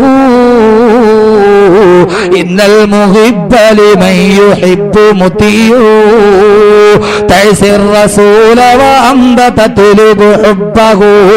അള്ളാന്റെ പ്രവാചകൻ എന്താണോ ചെയ്തത് അതിന്റെ നേർ വിപരീതമായിട്ടാണ് നീ ജീവിക്കുക. പക്ഷേ നീ പറയുന്നു അന്ത തത്ലുബു ഹുബ്ബഹു, അള്ളാന്റെ പ്രവാചകനോട് സ്നേഹമുണ്ടെന്ന് നീ പറയുകയും ചെയ്യുന്നു. പക്ഷേ നിന്റെ ജീവിതമാണെങ്കിലോ പ്രവാചക ജീവിതത്തിന് വിപരീതമായ ദിശയിലാ. ലൗ കാന ഹുബ്ബുക സാദിഖൻ ലാ തഹ്തഹു, നീ പറയുന്ന പ്രവാചകനെ സ്നേഹം സത്യസന്ധമാണെങ്കിൽ ഇന്നൽ മുഹിബ്ബ ലിമൻ യുഹിബ്ബു മത്തിയോ, ആരെയാണോ സ്നേഹിക്കുന്നത് അയാളുടെ പാത തന്നെയാ സ്നേഹിക്കപ്പെടുന്നവനും പിന്തുടരുക. ആരെയാണോ നമ്മൾ റോൾ മോഡലാക്കുക അതേപോലെയാണ് നമ്മൾ അവരെയാണ് നമ്മൾ പിൻപറ്റുക. നാം ആരെ റോൾ മോഡലാക്കുന്നു അതേപോലെയാണ് നാം ജീവിക്കുക. പക്ഷേ എന്റെ പ്രിയപ്പെട്ട സഹോദരങ്ങളെ, നമ്മുടെ ജീവിതം എങ്ങനെയാ? ബഹുമാനപ്പെട്ട അല്ലാമാ നദ്വി സാഹിബ് ചോദിച്ചതുപോലെ അയ്യുഹൽ മുസ്ലിമൂനോ മുസ്ലിമീങ്ങള്, ഓ മുസ്ലിമീങ്ങള്, നിങ്ങളുടെ ജീവിതം എന്താ? മറാക്കിബുക്കും കാറൂനിയ, നിങ്ങളുടെ വാഹനങ്ങളോ കാറൂനിന്റെ വാഹനങ്ങൾ പോലെ ആഡംബര വാഹനങ്ങളാ. വബുയൂത്തുക്കും കിസ്റവിയ, നിങ്ങളുടെ വീടുകളോ കിസ്റ രാജാവിന്റെ കൊട്ടാരങ്ങൾക്ക് സമാനമായ വീടുകളാ. മാത്രമോ വബുയൂത്തുക്കും കൈസരിയ, നിങ്ങൾ താമസിക്കുന്നത് കൈസറിന്റെ കോട്ടകൊത്തളങ്ങളെ പോലും ലജ്ജിപ്പിക്കുന്ന കോട്ടകളാ. മാത്രമോ മനാഹിബുക്കും ശൈത്താനിയ, നിങ്ങളുടെ ചിന്തകൾ ശൈത്താന്റെ ചിന്തകളാ. വഅഫ്ആലുക്കും ജാഹിലിയ, നിങ്ങളുടെ പ്രവർത്തനങ്ങൾ ജാഹിലിയ കാലഘട്ടത്തെക്കാൾ അതപ്പതിച്ച പ്രവർത്തനങ്ങളാ. വഅഫ്കാറുക്കും ഫിർഔനിയ, നിങ്ങളുടെ ചിന്തകളോ ഫിർഔന്റെ ചിന്തകളാ. വലിയവനെന്ന ഭാവമാ നിങ്ങളുടെ മനസ്സിൽ. ഫഅയ്ന ശരീഅത്തു മുഹമ്മദിയ, അള്ളാന്റെ പ്രവാചകന്റെ ശരീഅത്ത് എവിടെ പോയി സഹോദരങ്ങളെ? സ്വർഗത്തിലേക്ക് പച്ചപ്പരവതാനി വിരിച്ചു തന്ന പ്രവാചകന്റെ പാത എവിടെ പോയി? നമ്മുടെ വീടുകൾ എന്തോ ആഡംബരങ്ങളുടെ വീടുകളാ. എന്റെ പ്രിയപ്പെട്ട സഹോദരങ്ങളെ, നിങ്ങൾക്കറിയുമോ ബഹുമാനപ്പെട്ട സയ്യിദുനാ ഉമർ ഇബ്നുൽ ഖത്താബ് റളിയല്ലാഹു തആല അൻഹു അല്ലാഹുവിന്റെ പ്രവാചകനെ കാണാൻ മസ്ജിദുൻ നബവിയിലെത്തുമ്പോ അല്ലാഹുവിന്റെ റസൂൽ മസ്ജിദുൻ നബവിയുടെ തൊട്ടടുത്തുള്ള തന്റെ വീട്ടിൽ കിടന്നിറങ്ങുകയാ. ഉമർ ഇബ്നുൽ ഖത്താബ് റളിയല്ലാഹു തആല അൻഹു പ്രവാചകന്റെ മുന്നിൽ സലാം പറഞ്ഞു. അസ്സലാത്തു വസ്സലാമു അലൈക യാ റസൂലല്ലാഹ്. അള്ളാന്റെ പ്രവാചകനോട് സലാം പറയുമ്പോ കിടന്നുറങ്ങിയ പ്രവാചകൻ എഴുന്നേൽക്കുന്നു. ഉമറിനെ കണ്ടിട്ട് ഉമർ ഇബ്നുൽ ഖത്താബ് നോക്കുമ്പോ അള്ളാന്റെ പ്രവാചകൻ കിടന്നുറങ്ങുന്നത് വെറും ഈത്തപ്പന മരത്തിന്റെ ഒരു ഓലയിലാ കിടന്നുറങ്ങുക. ഈത്തപ്പഴത്തിന്റെ കുരു കൊണ്ട് നിറച്ചൊരു തലയിണയും അടുത്തുണ്ട്, ഒരു വെള്ളത്തിന്റെ കൂജയും അടുത്തുണ്ട്, പാത്രമുണ്ട്. അല്ലാതെ മറ്റൊന്നും പ്രവാചകന്റെ വീട്ടിലില്ല. ആ സമയത്ത് ഉമർ ഇബ്നുൽ ഖത്താബ് നോക്കുമ്പോ പ്രവാചകൻ എഴുന്നേറ്റിരിക്കുമ്പോ അള്ളാന്റെ റസൂലിന്റെ റിസാലത്തിന്റെ ഭൂമിയിലതാ കിടന്നുറങ്ങിയ ഈത്തപ്പന മരത്തിന്റെ ഓലയുടെ അടയാളം കാണുമ്പോ ഉമർ ഇബ്നുൽ ഖത്താബിന്റെ കണ്ണുകൾ അറിയാതെ സജലങ്ങളായി പോയി. പ്രവാചകന്റെ റിസാലത്തിന്റെ ശരീരത്തിലൂടെ തന്റെ കരമിങ്ങനെ അടയാളങ്ങളിലൂടെ തലോടിയിട്ട് ഉമർ റളിയല്ലാഹു തആല അൻഹു വികാരാധീനനായി ചോദിച്ചു പോവുകയാ, യാ റസൂലല്ലാഹ്, അള്ളാഹുവിന്റെ തിരുദൂതരെ, അള്ളാഹുവിനെ ധിക്കരിക്കുന്ന കിസ്റയുടെയും കൈസറിന്റെയും കൊട്ടാരത്തിന്റെ സർവാധിപതികളായ തമ്പുരാക്കന്മാര് അവര് സ്വർണ്ണ നൂലുകൾ കൊണ്ട് നെയ്തുണ്ടാക്കപ്പെട്ട കട്ടിലിൽ കിടന്നിറങ്ങുമ്പോ, സ്വർണ്ണ ചഷകങ്ങളിൽ അവര് പാനം ചെയ്യുമ്പോ, അന്തപുരത്തിന്റെ തോടിമാർ അവർക്ക് വെഞ്ചാമരം വീശിക്കൊടുക്കുമ്പോ, അവർ ഉന്നതമായ പട്ടുമെത്തകളിൽ ശയനം നയിക്കുമ്പോ അള്ളാന്റെ പ്രിയപ്പെട്ട ഹബീബായ അങ്ങീത്തപ്പന മരത്തിന്റെ മടലിൽ കിടന്നിറങ്ങുന്ന നബിയെ, ആ ഈത്തപ്പന മരത്തിന്റെ അടയാളം അങ്ങയുടെ റിസാലത്തിന്റെ ശരീരത്ത് പതിയുന്നത് കണ്ടിട്ട് ഉമറിന് സഹിക്കാൻ കഴിയുന്നില്ല നബിയെ എന്ന് പറയുമ്പോ അള്ളാന്റെ റസൂല് ചോദിക്കുന്നു, ഉമറേ, നിനക്ക് ദുനിയാവിന്റെ ആഡംബരങ്ങളാണോ അതല്ല ആഖിറത്തിന്റെ സുഖമാണോ നിനക്ക് വേണ്ടത്? അള്ളാഹു ദുനിയാവിൽ എന്തൊക്കെ കൊടുത്താലും നാളെ ആഖിറത്തിന്റെ വെഞ്ചാമരം വീശുന്ന ഹൂർലിങ്ങൾ നമുക്കല്ലേ? സ്വർണ്ണ നൂലുകൾ കൊണ്ട് നെയ്തുണ്ടാക്കപ്പെട്ട സ്വർഗത്തിലെ കട്ടില് നമുക്കല്ലേ എന്ന് ഉമറിനെ സാന്ത്വനപ്പെടുത്തുമ്പോ അള്ളാന്റെ തിരുദൂതരെ, അങ്ങ് കിടന്നുറങ്ങിയത് ഈത്തപ്പന മരത്തിന്റെ മടലിലല്ലയോ നബിയേ? അല്ലാഹുവിന്റെ തിരുദൂതരെ, അങ്ങ് ശയിച്ച കട്ടില് ഈത്തപ്പന മരത്തിന്റെ മടലല്ലയോ നബിയേ? നഫസീൽ ഹേ നമഹൽ സറാ तेरी फर्श है वही बुरिया, तेरी जिस्म में पाक पीक कुबा वही तार तार है जाबदा, तेरी ज़ादगी तेरी कमाल है, सल्लू अलैहि व आलिही, सल्लू अलैहि व आलिही, नफसील है नमहल फरा तेरी फर्श है वही बुरिया, नफसील है। ആ പ്രവാചകൻ കടന്നിറങ്ങിയത് ഒരു കുടിലിന് പോലുമല്ല. നമഹൽ സറാ, പ്രവാചകൻ ഒരു കോട്ടകളുമില്ല. തെരി ഫർശ് ഹേ വഹീ ബൂരിയാ, ഓ നബിയെ അങ്ങ് കിടന്നിറങ്ങിയത് ഈ തെപ്പന മരത്തിന്റെ മടലിലല്ലയോ നബിയെ? അങ്ങയുടെ കിടപ്പറ ഈ തെപ്പന മരത്തിന്റെ മടലല്ലയോ നബിയെ? ആ പ്രവാചകന്റെ സുന്നത്ത് അനുഭവിക്കുന്ന മുസ്ലിം ഉമ്മത്ത് ഈ മലയാളക്കരയിലെ ഏറ്റവും ചെലവുള്ള വീടാരുടേതാ?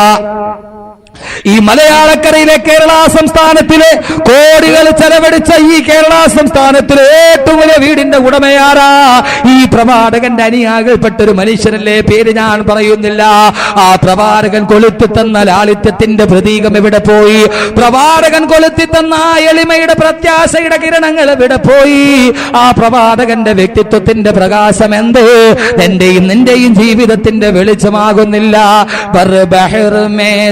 रोशनी तुझको खत्म पयंबरी तुझको पैद सिवा कोई वो यकीम किसी की मजाल है, सल्लू अलैहि व आलिही, सल्लू अलैहि व आलिही, पर बहर में तेरी रोशनी तुझको खत्म पयंबरी तुझको पैद सिवा कोई.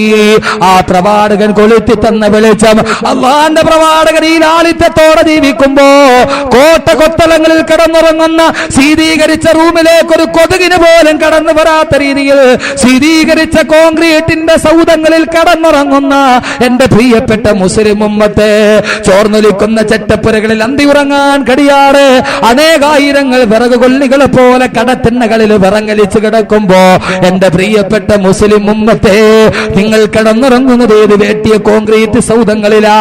റിക്ഷാവണ്ടി വലിച്ച് വലിച്ച് തളർന്ന് ചുമ ബാധിച്ചിട്ട് സ്വന്തം ജീവിതത്തിന്റെ രണ്ടറ്റം തമ്മിൽ കൂട്ടിമുട്ടിക്കാൻ കഴിയാതെ പൊററിഞ്ഞു നിൽക്കുന്ന പാവപ്പെട്ട പെമ്മക്കളെ കെട്ടിക്കാൻ പള്ളിക്കോലാകളിൽ തുണി വിരിക്കുന്ന ആയിരക്കണക്കിന് പിതാക്കന്മാര് നമ്മുടെ മുന്നിൽ നിൽക്കുമ്പോ ആ വിവാഹ ചന്തയിൽ മാത്സര്യ ബുദ്ധിയോടെ കോടികൾ എറിഞ്ഞ് പകിട കളിക്കുന്ന ഉത്തമ സമുദായത്തിന്റെ പ്രിയപ്പെട്ട അംഗങ്ങള്, വിവാഹ ചന്തയിൽ മാത്സര്യ ബുദ്ധിയോടെ കോടികൾ എറിഞ്ഞ് പകിട കളിക്കുന്ന എന്റെ പ്രിയപ്പെട്ട മുസ്ലിം ഉമ്മത്ത്, ഫൈന ശരീഅത്തു മുഹമ്മദിയ്യ,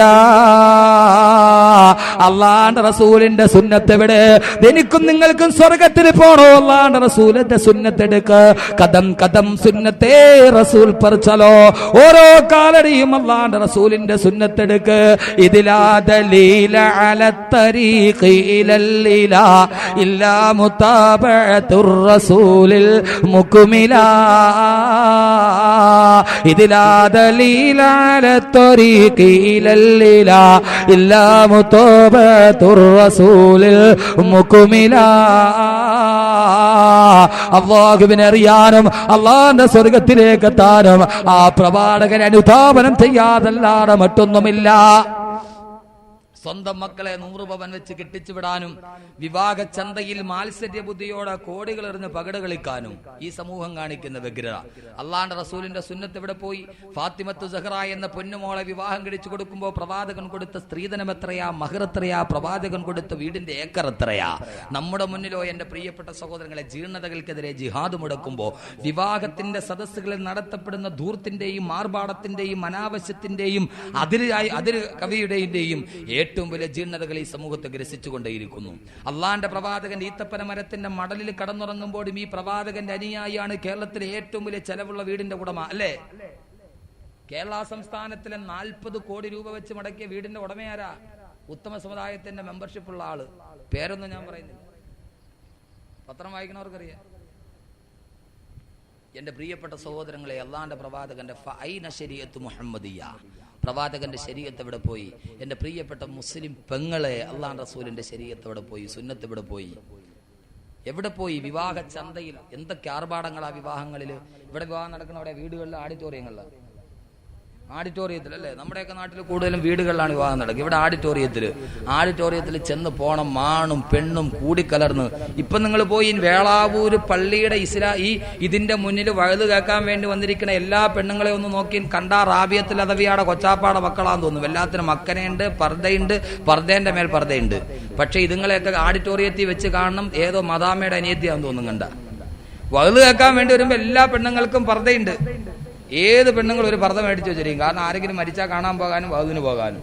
ഇപ്പൊ എല്ലാവരും റാബിയത്തുൽ അദവിയയുടെ അടുത്ത ആളുകളാ. പക്ഷേ ഇതിങ്ങളുടെ നേരെ സ്വഭാവം അറിയണമെങ്കിൽ ആഡിറ്റോറിയത്തിൽ പോകണം, ഇല്ലേ? ആഡിറ്റോറിയത്തിൽ പോയ സാനിയ മിർസ പുതിയ അവതാരം.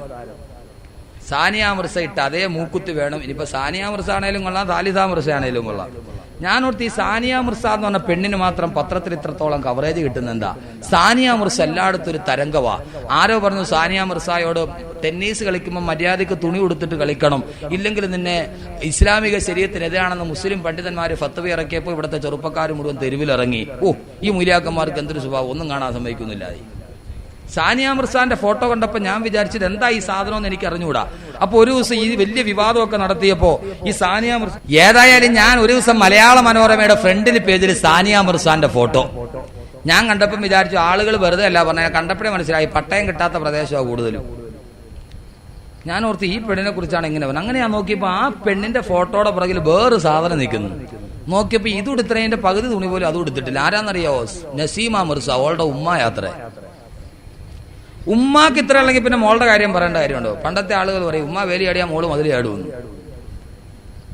എന്റെ പ്രിയപ്പെട്ട സഹോദരങ്ങളെ, സാനിയ മിർസാനെ പോലും ലജ്ജിപ്പിക്കുന്ന വേഷവിധാനങ്ങൾ ആ മുസ്ലിം പെണ്ണിന് കല്യാണത്തിന്റെ സദസ്സിൽ. ഞാനൊന്ന് ചോദിച്ചോട്ടെ, ഈ കല്യാണത്തിന് ഈ പെണ്ണുങ്ങൾ മുഴുവൻ പോകണം എന്തിനാ? പോകേണ്ട ആവശ്യമുണ്ടോ? ക്ഷണത്തിന് ഉത്തരം കൊടുക്കണം. ഒന്നുകിൽ പ്രായപൂർത്തിയായ ആമക്കളെ ഉടനെ ഓഡിറ്റോറിയത്തില്, ഇല്ലേ ഭർത്താക്കന്മാരോട് പോയിട്ട് വരാൻ പറയണം. ഇതല്ലെങ്കിൽ ഇനിയിപ്പോ പോകേണ്ടി വന്നോ, തലേ ദിവസം എങ്ങാനും കല്യാണ വീട്ടിൽ പർദ്ദയിട്ട് നല്ല രീതിയിൽ പോയിട്ട് വരണം. കല്യാണം എന്ന് കേട്ടാ പിന്നെ ചാകര മാതിരി അങ്ങടെ ഇറങ്ങല. ആഡിറ്റോറിയം നിറച്ച് ഈ കുളത്തിൽ വാൽമാക്രി കുഞ്ഞുങ്ങൾ കിടന്നിട്ട് പൊളയണ മാതിരി നിക്കാഹ് അങ്ങോട്ട് നടക്കും. ഇവിടെ വേറൊരു സൈസ് പരിപാടി നടക്കും. എന്നിട്ടോ ജീർണതകൾക്കെതിരെ ജിഹാഡ് മുടക്കുമ്പോ അല്ലാഹുവിന്റെ റസൂലിന്റെ സുന്നത്ത് ഇവിടെ പോയി? നിക്കാഹിന്റെ സുന്നത്ത് എന്ന് പറഞ്ഞാൽ എന്താ? നിക്കാഹ് എന്താ? 10,000 പേരെ വിളിച്ചു കൂട്ടി 10,000 രൂപ ഓഡിറ്റോറിയത്തിന് വാടകയും കൊടുത്ത് 5,000 രൂപ ടി വിക്കാരനും വീഡിയോയും കൊടുത്ത് തൊലിവെളുത്ത പെണ്ണുങ്ങളെ മുഴുവനും മുമ്പിൽ കൊണ്ടുപോയി ഓഡിറ്റോറിയത്തിന്റെ മുൻപിലിരുത്തിയിട്ട് കുറെ താലയും കെട്ടിട്ട് നടത്തലാണ് നിക്കാഹ്.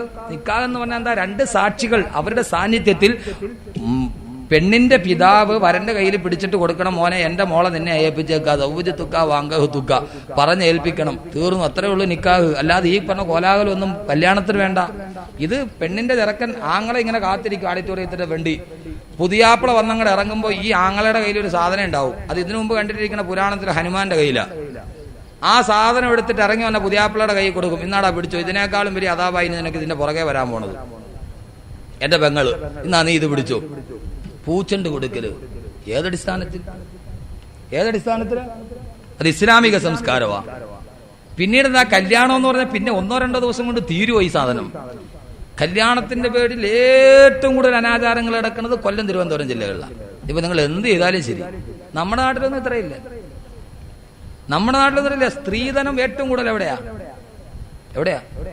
കൊല്ലം, തിരുവനന്തപുരം ജില്ല. എൻ്റെ ഒരു കൂട്ടുകാരൻ ഇപ്പൊ സ്ത്രീധനം മേടിക്കുന്ന എങ്ങനെയാ? എൻ്റെ ഒരു കൂട്ടുകാരൻ, എൻ്റെ നാട്ടിൽ കുറെ കൂട്ടുകാരൻ, നമ്മുടെ ഒരു ബാച്ചിലർമാര്. ഞാൻ എൻ്റെ നാട്ടിൽ പോയിട്ട് തിരിച്ചൊരു മൗമാര് പറഞ്ഞു, ഉസ്താദിന് കൊല്ലത്തൊക്കെ അല്ലേ ജോലി, അവിടെയൊക്കെ നല്ല സ്ത്രീധനം കിട്ടണം, നമുക്ക് പറ്റിയൊരു കേസ് വല്ലതും ഉണ്ടേ പറയണം. ഞാൻ മുന്നടാ പൊള്ള, എനിക്ക് ബ്രോക്കറിന്റെ ജോലിയൊന്നുമില്ല. അല്ല ഉസ്താദിന്റെ അടുത്ത് ആരെങ്കിലും ഒക്കെ പറയൂലോ. അപ്പൊ ഉസ്താദ് ഒന്ന് പറയണം. ഞാൻ പറഞ്ഞു ശരി പറയാം. അപ്പൊ നിന്റെ എന്താ ഡിമാൻഡ്? കല്യാണം കഴിക്കുമ്പോൾ ഡിമാൻഡ് ഉണ്ടല്ലോ, എന്താ ഡിമാൻഡ്? അവൻ ഉസ്താദെ വലിയ ഡിമാൻഡ് ഒന്നുമില്ല, അത്യാവശ്യം മൊഞ്ചത്തി ആയിരിക്കണം, പിന്നെ നാട്ടു നടപ്പ് പോലെ. ഞാൻ പറഞ്ഞു അതല്ല, നീ കാര്യം തെളിച്ച് പറയാം. അത് ഉസ്താദെ അത്യാവശ്യം സൗന്ദര്യം വേണം, പിന്നെ ഏറ്റവും കുറഞ്ഞത് മഗ്‌രിബും സുബഹിയെങ്കിലും കിട്ടിയിരിക്കണം. ഞാൻ വിചാരിച്ചു അൽഹംദുലില്ലാ, ഏതായാലും പെണ്ണ് കെട്ടാൻ നേരത്ത് സുബഹി മഗ്‌രിബ് ഒന്നും ഖളാ ആകരുതെന്നൊക്കെ നിർബന്ധമുള്ള നല്ല പയ്യന്മാരാണല്ലോ. അപ്പോഴാണ് എനിക്കൊരു ഡൗട്ട് തോന്നി, പടച്ചോനെ ഇവൻ ചേകന്നൂരിന്റെ ആളാണോ? മഗ്‌രിബ് സുബഹി മാത്രം ഖളാ ആകരുത്, ദുഹറും അസറും ഇശായും ഇവനില്ലേ? ഞാൻ ചോടെ നീ ചേകന്നൂരിന്റെ ആളാണോ? നീ മഗ്‌രിബ് സുബഹി മാത്രം കിട്ടണമെന്ന് പറഞ്ഞാൽ ബാക്കിയുള്ളതൊക്കെയോ? അതൊന്നും കഥായോ കുഴപ്പമില്ല. അപ്പം പറയാം ഉസ്താദെ ഞാൻ പറഞ്ഞ നിസ്കാരത്തിന്റെ കാര്യമില്ല, പിന്നെ ഞാൻ പറഞ്ഞ സ്ത്രീധനത്തിന്റെ കാര്യമാണ്. മഗ്രിബ് സുബഹി എങ്കിലും കിട്ടിയിരിക്കണമെന്ന് പറഞ്ഞാൽ മഗ്രിബ് 3 റക്കാത്ത്, സുബഹി 2 റക്കാത്ത്, 3 2 5 ലക്ഷം രൂപ കിട്ടണമെന്ന്. ഇപ്പൊ ചോദ്യം അങ്ങനെയാ, കോഡാണ് സ്ത്രീധനത്തിന്റെ പുതിയ കോഡ്. മഗ്രിബ് സുബഹി ഇങ്ങനെ മഗ്രിബ് 3, സുബഹി 2, 3 2 5 ലക്ഷം രൂപ കിട്ടണം. ബ്രോക്കർ ചോദിക്കടാ നിനക്ക് എത്ര വേണം? ഞാൻ ഫാമിലി ആയിട്ട് ദുബൈയിലല്ലേ കുറെ നാളായിട്ട്, ഇരിക്കട്ടെ മഗ്രിബും ലൊഹറും അസറും സുബഹിയും 10 ലക്ഷം. വേറെത്തിനോട് പോക്കോയ്ക്ക് നിനക്ക് എത്ര വേണോടാ?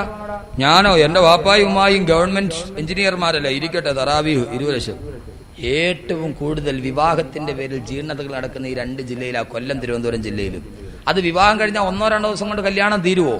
പിന്നെ കല്യാണം ചെറുക്കനെ കെട്ടിക്കൊണ്ടുപോയി, പിന്നെ കുറെ കഴിയുമ്പോൾ എന്തോ അടുക്കള കാണലെന്ന്, പിന്നെ അവിടെ നിന്ന് പെണ്ണിനെ കെട്ടിക്കൊണ്ട് ചെറുക്കനങ്ങ് പോയാൽ പിന്നെ ഒരു വലിയൊരു ജീപ്പും വാടകയ്ക്ക് വിളിച്ച് അതിന്റെ മയിൽ മുകളിൽ ഒരു സന്തൂക്ക് കെട്ടിലും കെട്ടിക്കൊണ്ട് വാപ്പ പോവുക. എങ്ങോട്ട്? അടുക്കള കാണല്, ബാത്റൂം കാണല്, പിന്നെ 9 മാസത്തിൽ പള്ള കാണല്, പിന്നെ ഇവിടെ ഒക്കെ കാണുമെന്തോ. കല്യാണത്തിന്റെ പേരിൽ ആർഭാടങ്ങളാ ഇതൊക്കെ. അള്ളാഹുവിന്റെ പ്രവാചകന്റെ സുന്നത്തെന്താ വിവാഹത്തിന്റെ കാര്യത്തിൽ? ബഹുമാനപ്പെട്ട ഫാത്തിമത്തു സുഹ്റാനെ അലി റളിയല്ലാഹു തആല വിവാഹം കഴിച്ചു കൊടുക്കുമ്പോൾ പ്രവാചകൻ സ്വീകരിച്ച നിലപാടെന്താ? എന്റെ പ്രിയപ്പെട്ട സഹോദരങ്ങളെ, പ്രവാചകന്റെ സുന്നത്തിനെ കുറിച്ച് പറയുമ്പോൾ ആരും തെറ്റിദ്ധരിച്ചു പോകണ്ട. ദാടി വെക്കലോ തെറ്റുവെക്കലോ അതല്ലെങ്കിൽ തസ്ബീഹുമാലയുമായിട്ട് പള്ളിയുടെ തൂണിന്റെ കീഴിൽ പോയി ഭജനമിരിക്കലോ മാത്രമല്ല പ്രവാചക സുന്നത്ത്. എല്ലാവരും തെറ്റിദ്ധരിച്ചു പോയതെങ്ങനെയാ? അള്ളാഹുവിന്റെ റസൂലിന്റെ സുന്നത്ത് വേണമെന്ന് പറഞ്ഞാൽ ദാടി ഇങ്ങനെ നീട്ടി വളർത്തി ഒരു തൊപ്പിയും വെച്ച് നിസ്കാരത്തറമ്പും വെച്ചിട്ട് പള്ളിയുടെ മുകളിൽ കീഴയിരുന്നാൽ അത് അള്ളാഹുവിന്റെ റസൂലിന്റെ സുന്നത്താണെന്ന് തെറ്റിദ്ധരിച്ചു പോയവര്. അത് സുന്നത്താണ്, ദാടി വെക്കൽ സുന്നത്താണ്, തൊപ്പി വെക്കൽ സുന്നത്താണ്, തസ്ബീഹ് ചൊല്ലൽ സുന്നത്താണ്. പക്ഷേ അതിനേക്കാളേറെ സ്വന്തം ജീവിതം ഇസ്ലാമികമാക്കൽ അള്ളാഹുവിന്റെ റസൂലിന്റെ സുന്നത്തല്ലേ? എന്റെ പ്രിയപ്പെട്ട മുസ്ലിം പെങ്ങന്മാരോട് ഞാൻ ചോദിക്കട്ടെ, അള്ളാഹുവിന്റെ റസൂലിന്റെ ഭാര്യമാരെ പോലെ സ്വർഗത്തിൽ പോകാൻ കാത്തിരിക്കുമ്പോ, അള്ളാഹുവിന്റെ പ്രവാചകന്റെ മക്കളെ പോലെ സ്വർഗത്തിലെത്താൻ കാത്തിരിക്കുമ്പോ പെങ്ങളെ ജീവിതത്തിൽ ഏറ്റവും കൂടുതൽ ആഗ്രഹിക്കേണ്ടത് എന്തിനെ കുറിച്ചാ? അള്ളാഹുവിന്റെ പ്രവാചകന്റെ ഭാര്യമാരുടെ കൂടെ, ആയിഷ ബീവിയുടെ കൂടെ, ഖദീജ ബീവിയുടെ കൂടെ സ്വർഗത്തിലെത്താനുള്ള ആഗ്രഹമല്ലേ നമുക്ക് വേണ്ടത്? എന്റെ പ്രിയപ്പെട്ട പെങ്ങന്മാര് പ്രത്യേകം ശ്രമിക്കുക. അള്ളാഹുവിന്റെ പ്രവാചകന്റെ സമക്ഷത്തിലേക്ക് ഒരു പെൺകൊടി കടന്നു വരികയാ. ആരാ പെണ്ണെന്നറിയുമോ? മദീനയിലെ ഏറ്റവും സൗന്ദര്യമുള്ള, മദീനയിലെ ചെറുപ്പക്കാരുടെ സ്വപ്നത്തിലെ റാണിയായ, മദീനയിലെ ചെറുപ്പക്കാര് മുഴുവനും രാത്രിയിൽ സ്വപ്നം കാണുന്ന സുന്ദരമായ മുഖത്തിന്റെ ഉടമ, മദീനയിലെ ചെറുപ്പക്കാര് മുഴുവനും ഒരു നോക്ക് കാണാൻ വേണ്ടി കാത്തു നിൽക്കുന്ന ഏറ്റവും സൗന്ദര്യമുള്ള മദീനത്തെ പെണ്ണ്. അതായത് ഒറ്റ വാക്കിൽ പറഞ്ഞാൽ മിസ് മദീന പ്രവാചകന്റെ അടുക്കൽ വന്നു എന്ന് കരുതുക. അള്ളാഹുവിന്റെ പ്രവാചകന്റെ അടുക്കലേക്ക് കടന്നു വന്ന ഏറ്റവും സൗന്ദര്യമുള്ള പെണ്ണ് പറയുന്നു, നബിയേ നഫ്സി ഫിദാഉൻ ലക യാ റസൂലല്ലാഹ് സവ്വിദിനി യാ റസൂലല്ലാഹ്. അള്ളാഹുവിന്റെ നബിയേ, എന്റെ ഈ പൊൻവർണ്ണ കോമള മൃദുലമായ ശരീരം ഞാൻ അങ്ങേക്ക് സമർപ്പിക്കുന്നു നബിയേ. സവ്വിദിനി യാ റസൂലല്ലാഹ്, അങ്ങനെ ഒന്ന് വിവാഹം ചെയ്യുമോ നബിയേ? അള്ളാഹുവിന്റെ പ്രവാചകനോട് വന്ന് ചോദിക്കുന്നത് ആരാ? മദീനയിലെ ഏറ്റവും സൗന്ദര്യമുള്ള പെണ്ണാണ്. പ്രവാചകന്റെ വ്യക്തിത്വത്തെ കുറിച്ച് ഇതും മനസ്സിലാക്കുക. പ്രവാചകനെ സ്ത്രീലംബനായി ചിത്രീകരിക്കുമ്പോ യുക്തിവാദികളുടെ നേതാവായ ഇടമറകടക്കമുള്ള ആളുകൾ മുഴുവനും പ്രവാചകനെ സ്ത്രീലംബടന്മാരായി ചിത്രീകരിക്കുമ്പോ ആധുനിക രാഷ്ട്രീയ മതമേലധ്യക്ഷന്മാരുടെ വ്യക്തിത്വം അളക്കാൻ അവരുടെ അടിച്ചുതടിക്കാരിയായ പെണ്ണിന്റെ അടിവസ്ത്രം പോലും ലാഭിലയിച്ച് പ്രതിശോധിക്കേണ്ട കാലഘട്ടത്തിൽ അള്ളാഹുവിന്റെ പ്രവാചകന്റെ അടുക്കലേക്ക് വന്നിട്ട് മദീനയിലെ ഏറ്റവും സൗന്ദര്യമുള്ള മിസ് മദീന പ്രവാചകനോട് പറയുന്നത് എന്താ? നബിയേ, എന്റെ ഈ സുന്ദരമായ ശരീരം ഞാൻ അങ്ങേക്ക് സമർപ്പിച്ചു നബിയേ. സവ്വിദിനി യാ റസൂലല്ലാഹ്, അങ്ങനെ ഒന്ന് വിവാഹം ചെയ്യുമോ നബിയേ? ഒന്നാലോചിച്ചു നോക്ക്. മിസ് കാവ്യമാടവം വന്നിട്ട് നമ്മളോടൊന്ന് വിവാഹം ചെയ്യാൻ പറഞ്ഞാൽ നമ്മുടെ പ്രതികരണം എന്താ? ഈ 14 ലോകം കിട്ടിയ സന്തോഷമല്ലേ? അള്ളാഹുവിന്റെ പ്രവാചകൻ ആ പെണ്ണിനോട് പറയുന്നു, പെണ്ണേ, നിന്റെ ആഗ്രഹം പൂവണിയുന്നതല്ല, നടക്കുന്നതല്ല. ഇതാണ് എനിക്ക് നിന്നെ വിവാഹം ചെയ്യാൻ കഴിയില്ലെന്ന് അള്ളാഹുവിന്റെ പ്രവാചകൻ ആ പെണ്ണിനോട് പറയുമ്പോ നിരാശയോടെ ആ പെണ്ണ് പ്രവാചകന്റെ പടിവാതിലും കടന്ന് പുറത്തു വരുമ്പോ പ്രവാചകന്റെ അനുയായികൾ ആ പെണ്ണിനെ പരിഹസിക്കുകയാ. പെണ്ണെ, നീ ആളുകൊള്ളാമല്ലോ, ഈ മദീനയിലെ ഏറ്റവും വൃത്തികെട്ട പെണ്ണാണ് നീ. അള്ളാഹുവിന്റെ പ്രവാചകനെ പോലും നീ വെറുതെ വിട്ടില്ലല്ലോ. അള്ളാഹുവിന്റെ പ്രവാചകനെ അല്ലാതെ മറ്റാരെയും നിനക്ക് പ്രേമാഭ്യർത്ഥന നടത്താൻ കിട്ടിയില്ല പെണ്ണേ. പ്രവാചകന്റെ അനുയായികളുടെ അപഹാസത്തിന്റെ കൂരമ്പുകളേറ്റ ആ സഹോദരിയുടെ മനസ്സ് പിടയുമ്പോ ആ പെൺകുട്ടി പറയുന്നു, പ്രിയപ്പെട്ട സഹാബാ, നിങ്ങളാരും എന്നെ പരിഹസിക്കണ്ട. അള്ളാന്റെ പ്രവാചകനോട് ഞാൻ എന്നെ വിവാഹം ചെയ്യാൻ ആവശ്യപ്പെട്ടത് എന്റെ വികാരത്തിന്റെ പൂർത്തീകരണത്തിനല്ല, എന്റെ വികാരത്തിന്റെ വേലിയേറ്റം എനിക്ക് പിടിച്ചു നിർത്താൻ കഴിയാത്തത് കൊണ്ടല്ല, എന്റെ ആഗ്രഹത്തിന്റെ പൂർത്തീകരണത്തിനുമല്ല.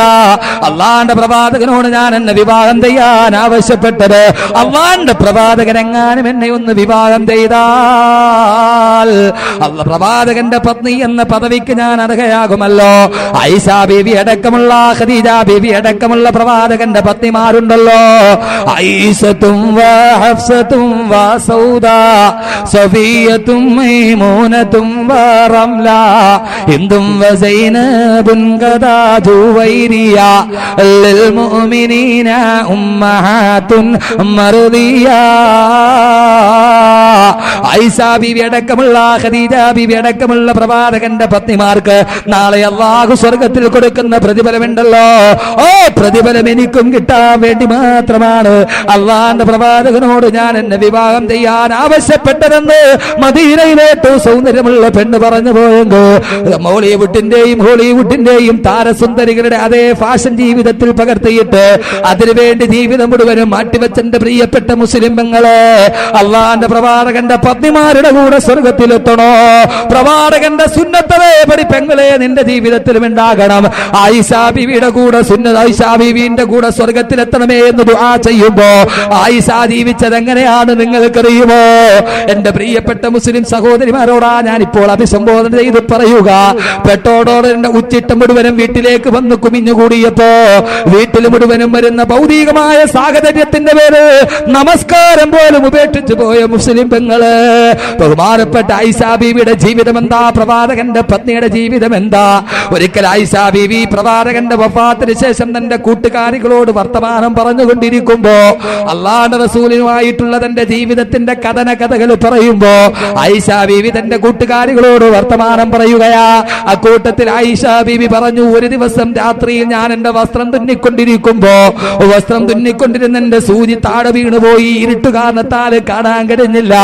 ആ താഴെ വീണ സൂചി ഞാൻ എന്റെ കൈകൾ കൊണ്ടിങ്ങനെ മെല്ലെ പരതി നോക്കുമ്പോ ഇരുട്ട് കാരണത്താൽ കാണാൻ കഴിയാതെ ആ സൂചി എന്റെ ഉള്ളം കൈയിലേക്ക് തുളച്ചു കയറി. എന്റെ കൈയിലൂടെ രക്തം ധാരധാരയായിട്ട് ഒഴുകാൻ തുടങ്ങി. ഞാൻ പേടിയോടെ പ്രവാചകന്റെ അടുക്കലേക്ക് രക്തമൊലിക്കുന്ന എന്റെ കൈപ്പത്തി കാണിക്കുമ്പോ അവിടുത്തെ അല്ലാഹുവിന്റെ റസൂൽ അദ്ദേഹത്തിന്റെ റിസാലത്തിന്റെ ഉമിനീരെടുത്ത് എന്റെ മുറിവിലേക്ക് പുരട്ടി തന്നപ്പോ എന്റെ വേദനയെല്ലാം മാറിപ്പോയി, എനിക്ക് ആശ്വാസമായി എന്ന് വെറുതെ നാട്ടുവർത്തമാനത്തിന്റെ ഇടയിൽ ആയിഷാ ബീവി കൂട്ടുകാരികളോട് പറയുമ്പോ കേട്ടുനിന്ന് കൂട്ടുകാരി ചോദിച്ചത്ര, ആയിഷ പാതിരാത്രിയിൽ താഴെ വീണുപോയ സൂചി അതിങ്ങനെ കൈകൊണ്ട് തട്ടിയെടുത്തത് കൊണ്ടല്ലേ ഉളച്ചു കയറിയത്? ആ സമയത്ത് നിനക്ക് വിളക്ക് കത്തിച്ചിട്ടങ്ങോട്ട് നോക്കിക്കൂടായിരുന്നോ? കൂട്ടുകാരി ചോദിച്ചു കഴിയുമ്പോ ആയിഷാന്റെ മറുപടി എന്താണെന്നറിയുമോ? എന്താ നീ ചോദിച്ചത്? വിളക്ക് കത്തിച്ചിട്ട് നോയിക്കൂടായിരുന്നോ എന്നോ? അല്ലാഹുവിന്റെ റസൂലിന്റെ ആ വീട്ടിൽ അന്നെങ്ങാനും വിളക്ക് കത്തിക്കാനുള്ള എണ്ണയുണ്ടായിരുന്നെങ്കിൽ അത് കുടിച്ചിട്ട് ഞങ്ങളുടെ ദാഹം തീർക്കുമായിരുന്നു. അത്രത്തോളം പട്ടിണിയിലോ ഞങ്ങൾ ജീവിച്ചതെന്ന്. പ്രവാചകന്റെ വീട്ടിലെങ്ങാനും വിളക്ക് കത്തിക്കാനുള്ള എണ്ണയുണ്ടായിരുന്നെങ്കിൽ അത് കുടിച്ചിട്ട് ഞങ്ങൾ ദാഹം തീർക്കുമായിരുന്നെന്ന് ആയിഷാ ബീവി പോലും പറഞ്ഞു പോകുന്ന കൊടും ദാരിദ്ര്യത്തിലാ ആയിഷാ ബീവി ജീവിച്ചു പോയതെങ്കിൽ പെണ്ണെ ജീവിതത്തിൽ ദാരിദ്ര്യമായാൽ എന്താ? നാളെ അല്ലാഹുവിന്റെ സ്വർഗത്തിലല്ലേ കടന്നു ചെല്ലുക. എന്റെ പ്രിയപ്പെട്ട മുസ്ലിം യുവതിയെ അറിയുമോ നിനക്ക്? ഫാത്തിമത്തു സുഹ്റാനെ. ഫാത്തിമത്ത് സഹറ ബത്തൂല് ജീവിച്ചതെങ്ങനെയാ? ഫാത്തിമ ബീബി റളിയല്ലാഹു തആല വീട്ടിൽ വെള്ളം കുളിക്കാൻ മോട്ടറില്ല, ആട്ടാൻ വേണ്ടിയുള്ള സൗകര്യങ്ങളുമില്ല.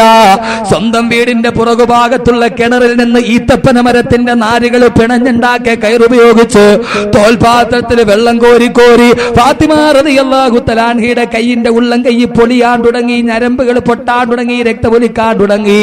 ആട്ടുകല്ലിൽ പിടിച്ചിങ്ങനെ ആട്ടി കൈയിന്റെ തൊലി മുഴുവനും മടരാൻ വരാൻ തുടങ്ങി.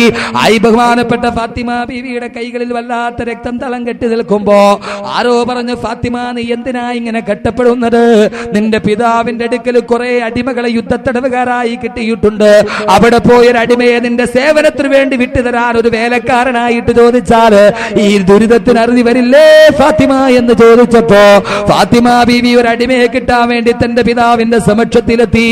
അവിടെ എത്തിയിട്ട് പോകുമ്പോൾ അള്ളാന്റെ പ്രവാചകൻ സദസ്സിലില്ല, എവിടെയോ പോയിരിക്കുകയാ. സഹാബാക്കളോട് വിവരവും വന്ന് ഫാത്തിമ ബീവി വീട്ടിലേക്ക് മടങ്ങി.